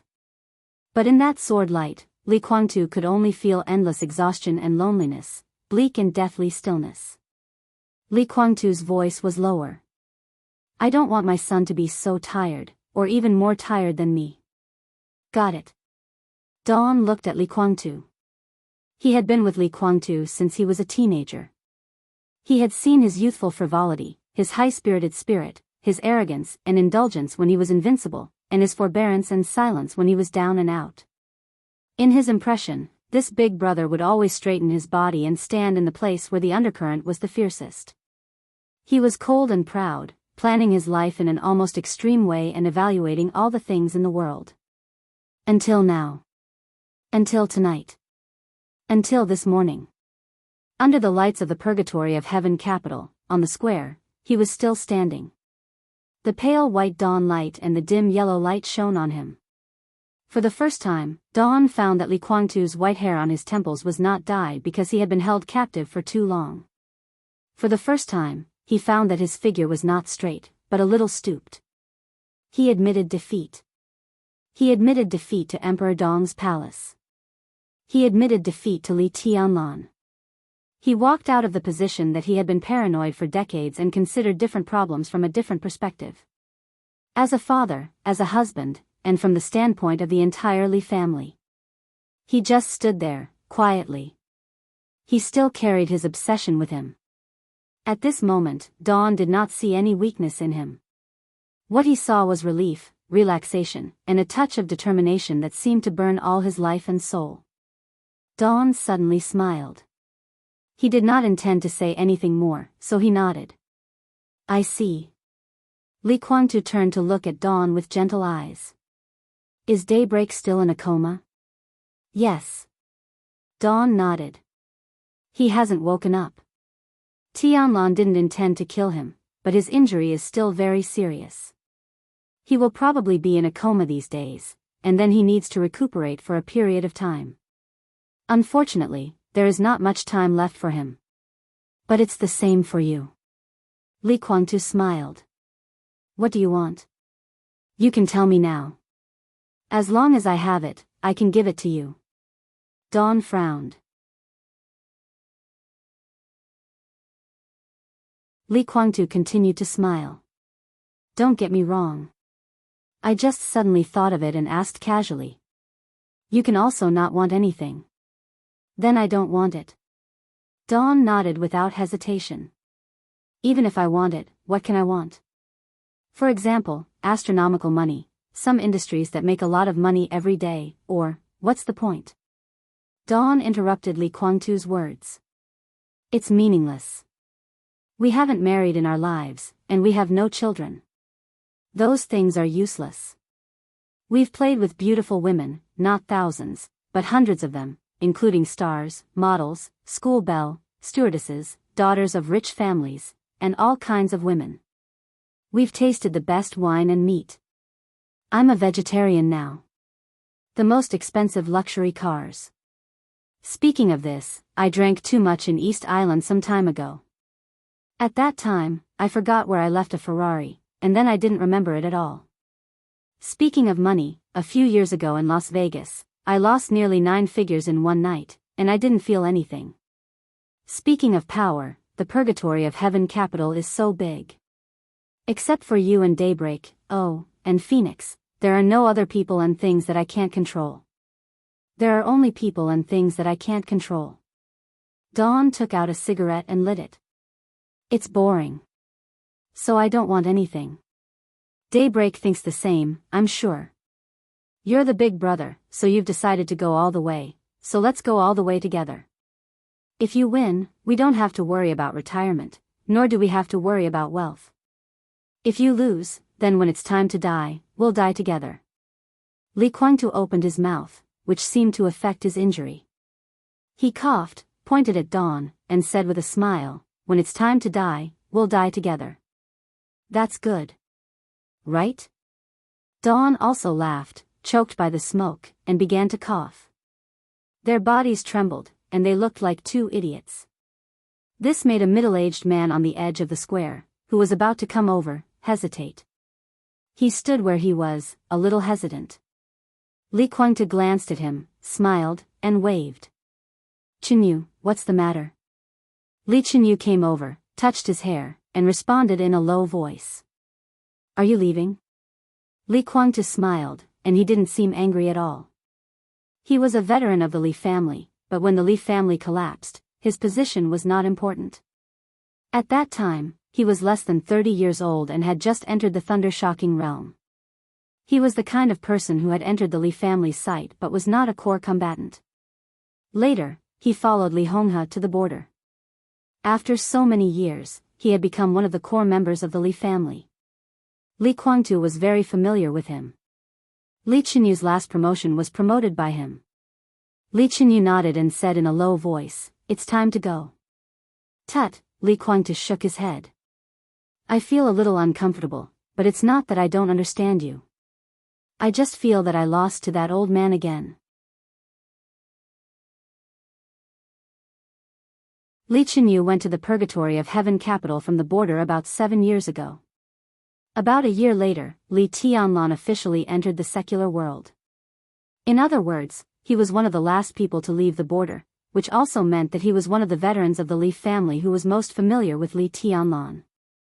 At that time, Li Chenyu was Li Kuangtu's man. Li Honghe had stayed at the border with him for so many years. Obviously, his position had shifted to Li Honghe and Li Tianlan. Li Chenyu hesitated and said, "You've lost many times." Li Kuangtu was stunned and nodded. "That's right. If I lose too many times, I shouldn't care too much, right?" Li Chenyu did not speak. "Are you leaving? Or are all of your groups leaving?" Li Kuangtu asked. Li Chenyu hesitated and said, "All of them." Li Kuangtu nodded and said yes. There were too many veterans of the Li family in the purgatory of heaven capital, so it was not easy to arrange the positions. So there were more groups. They were not big, but they had high privileges and enjoyed good treatment. Li Chenyu's group was made of 15 people. At present, there were 12 people left, all of whom were veterans of the Li family. All of them left, which also showed his attitude. However, Li Kuangtu was a little numb now. He did not know how many people had left the purgatory of heaven capital that night. Li Huazhang and Li Chenyu would come to say goodbye to him. More people left without saying goodbye. It didn't matter. Huazhang left too early. Li Kuangtu shook his head. "When he left, I hadn't made up my mind. But since you're here, you can stay." Li Chenyu looked calm and did not panic at all. He just said quietly, "If your highness wants to kill me, I won't resist. You're my brother." Li Kuangtu looked at him. "At least before today, you were my brother. Why would I kill you? Chenyu, I can trust you. Since you haven't left at this time, you might as well leave a few days later. The purgatory of heaven capital will withdraw from Tiannan, and Emperor Dong's palace will take over here. However, Emperor Dong's palace now lacks talents in the field of official conduct. I guess in a few days, Huazhang will come back with the will of Emperor Dong's palace. You stay here these days. At that time, you can go to Emperor Dong's palace after the handover." Li Chenyu frowned and asked in confusion, "What does your highness mean?" "Nothing." Li Kuangtu shook his head. He held a cigarette and pointed to the materials piled up on the square. These things, all the materials, and all the current industries of the purgatory of heaven capital, all the wealth, some intelligence, connections, business. That's probably it. In short, I don't want everything in the purgatory of heaven capital. You're my brother, so please do me a favor. Pack them up and send them to Emperor Dong's palace. Well, the industries in the purgatory of heaven capital are more troublesome.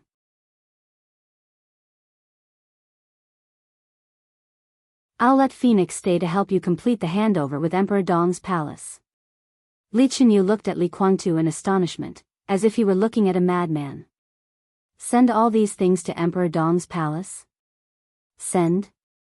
If they were all sent, Li Chenyu couldn't help but say, without these, What else is there in the purgatory of heaven capital? There is no purgatory of heaven capital. Li Guangtu looked at him gently. From today on, the Li family will be reunited. I won't take anything from the purgatory of heaven capital. The combatants can leave if they want. I will take Daybreak, Dawn, Phoenix, and some people who are willing to go with me. I will officially announce to the dark world that Li Guangtu will officially withdraw from the Li family from today, and all those who are willing to go with me will also officially withdraw from the Li family. The power of the Li family in my hands will be completely handed over to Li Tianlan. That's about it. Li Chenyu looked at him with a look of disbelief.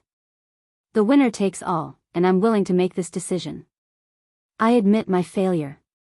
What qualification does a loser have to be the patriarch of the Li family? Li Tianlan is the winner. I recognize him as the patriarch. I'll give everything to him. Next, I'll use my own way to take these back from him. Life and death are predestined. At least for now, I admit defeat.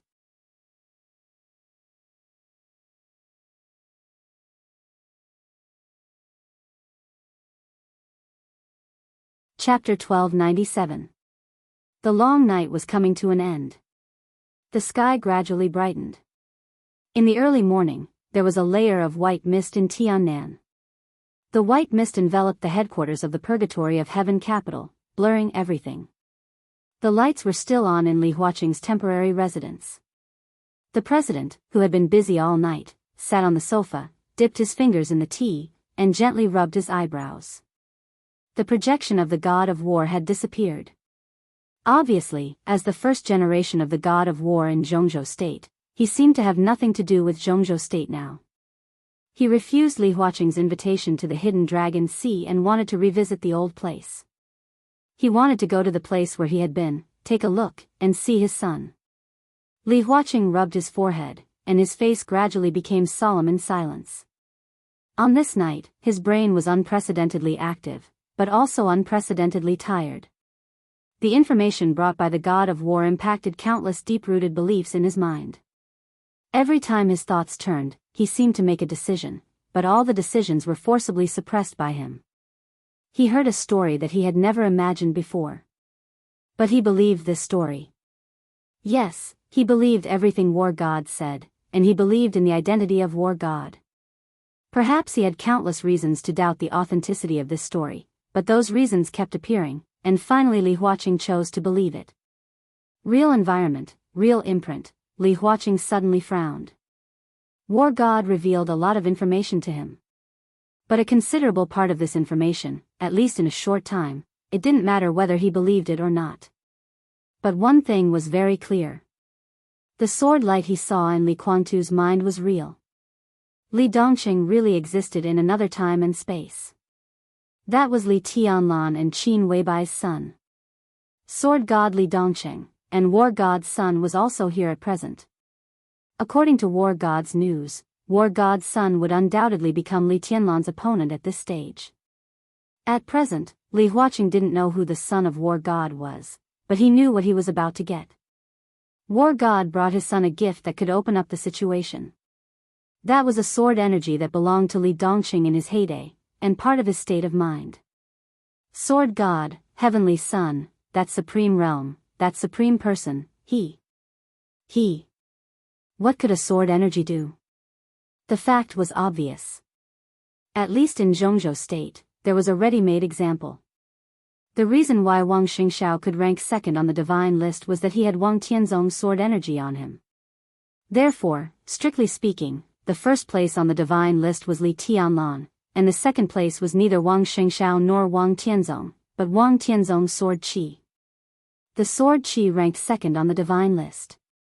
Li Huaqing thought silently and frowned.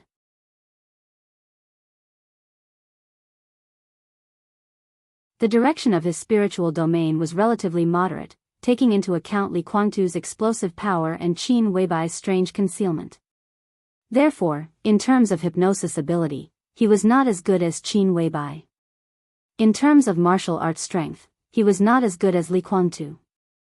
However, his path took into account all the characteristics of these two people. Therefore, Li Huaqing's real strength was enough to sweep away most people on the divine list. Naturally, his vision was not bad. When he was in Mormons, although Wang Tianzong had broken through to that realm, he was far from his heyday and had not reached the peak of that realm. But even so, his sword energy could still take Wang Xingxiao to the second place on the divine list. Li Huaqing was not sure how terrifying Li Dongxing would be in his heyday, but he was undoubtedly stronger than Wang Tianzong. This could also be confirmed because he saw the sword light in the depths of Li Guangtu's memory. The half-North Sea. The first move of East Emperor.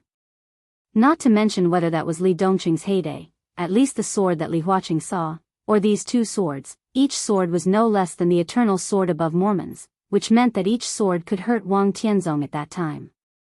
Wang Tianzong's sword energy could make Wang Xingxiao what he was today. So what would happen if Li Dongxing's sword energy fell into the hands of the god of war's son?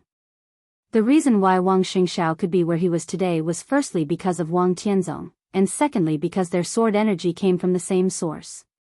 Li Dongxing's sword energy and the son of war should not have such a phenomenon. But Li Dongxing was obviously stronger than Wang Tianzong. In this way, it was hard to say how much movement his sword energy could make. But at the very least, it meant that another superior who could surpass the peak of the invincible realm was about to enter the secular world. Surpass the peak of the invincible realm, in terms of combat effectiveness, Li Tianlan, Li Guangtu, Wang Xingxiao, Jiang Shangyu, and Lin Fengting were all in this realm. Compared with Li Tianlan, there was another person.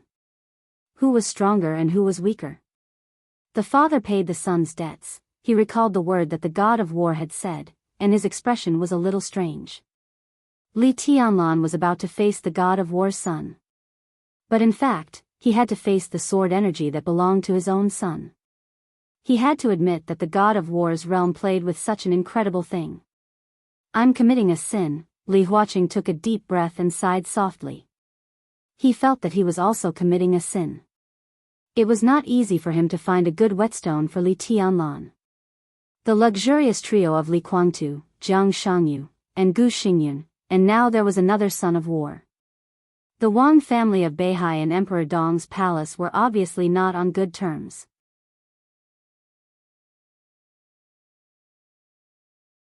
If he was not careful, the situation that Li Tianlan would face would be even more severe. He was really a little worried that his new student would not be able to bear it. The sound of footsteps rang out. Ma Si, who had gone out to prepare breakfast, hurried into the door. Li Huaqing, who had been hungry all night, subconsciously glanced at Ma Si's hands. Ma Si's hands were empty. There was no breakfast. Li Huaqing looked at him with a questioning look in his eyes. President. Ma Si took a deep breath. I didn't get to the canteen. Something happened on the way. I think it's necessary to report to you first. Go ahead. Li Huaqing picked up a tissue and wiped the traces of tea on his forehead. Li Guangtu is now at the gate of the headquarters of the Purgatory of Heaven capital. Ma Si's eyes flashed with the light of thinking. 10 minutes ago, he summoned all the core members of the Purgatory of Heaven capital and said that he would hold a temporary meeting. Isn't it a little early? Li Huaqing said subconsciously, even if there is a meeting, it has to wait until they have moved to Yuzhou. They don't intend to go to Yuzhou. No, it should be said that Li Guangtu doesn't intend to let these people go to Yuzhou. What do you mean? Ma Si narrowed his eyes. I heard from Li Ming that Li Guangtu intends to give up his identity in the Li family and give everything of the Li family to Li Tianlan unconditionally. Ma Si's tone was a little difficult. This was definitely a piece of news that would explode the whole dark world. As soon as he heard the news, he had already begun to think about a series of chain reactions that this news would cause. Li Huaqing fell silent. He sat on the sofa and was silent for a long time. Then he slowly got up and said, "Come with me to have a look. You're tuning into the Romantic Tales YouTube channel. Don't forget to subscribe and join us on this journey to catch the most captivating stories."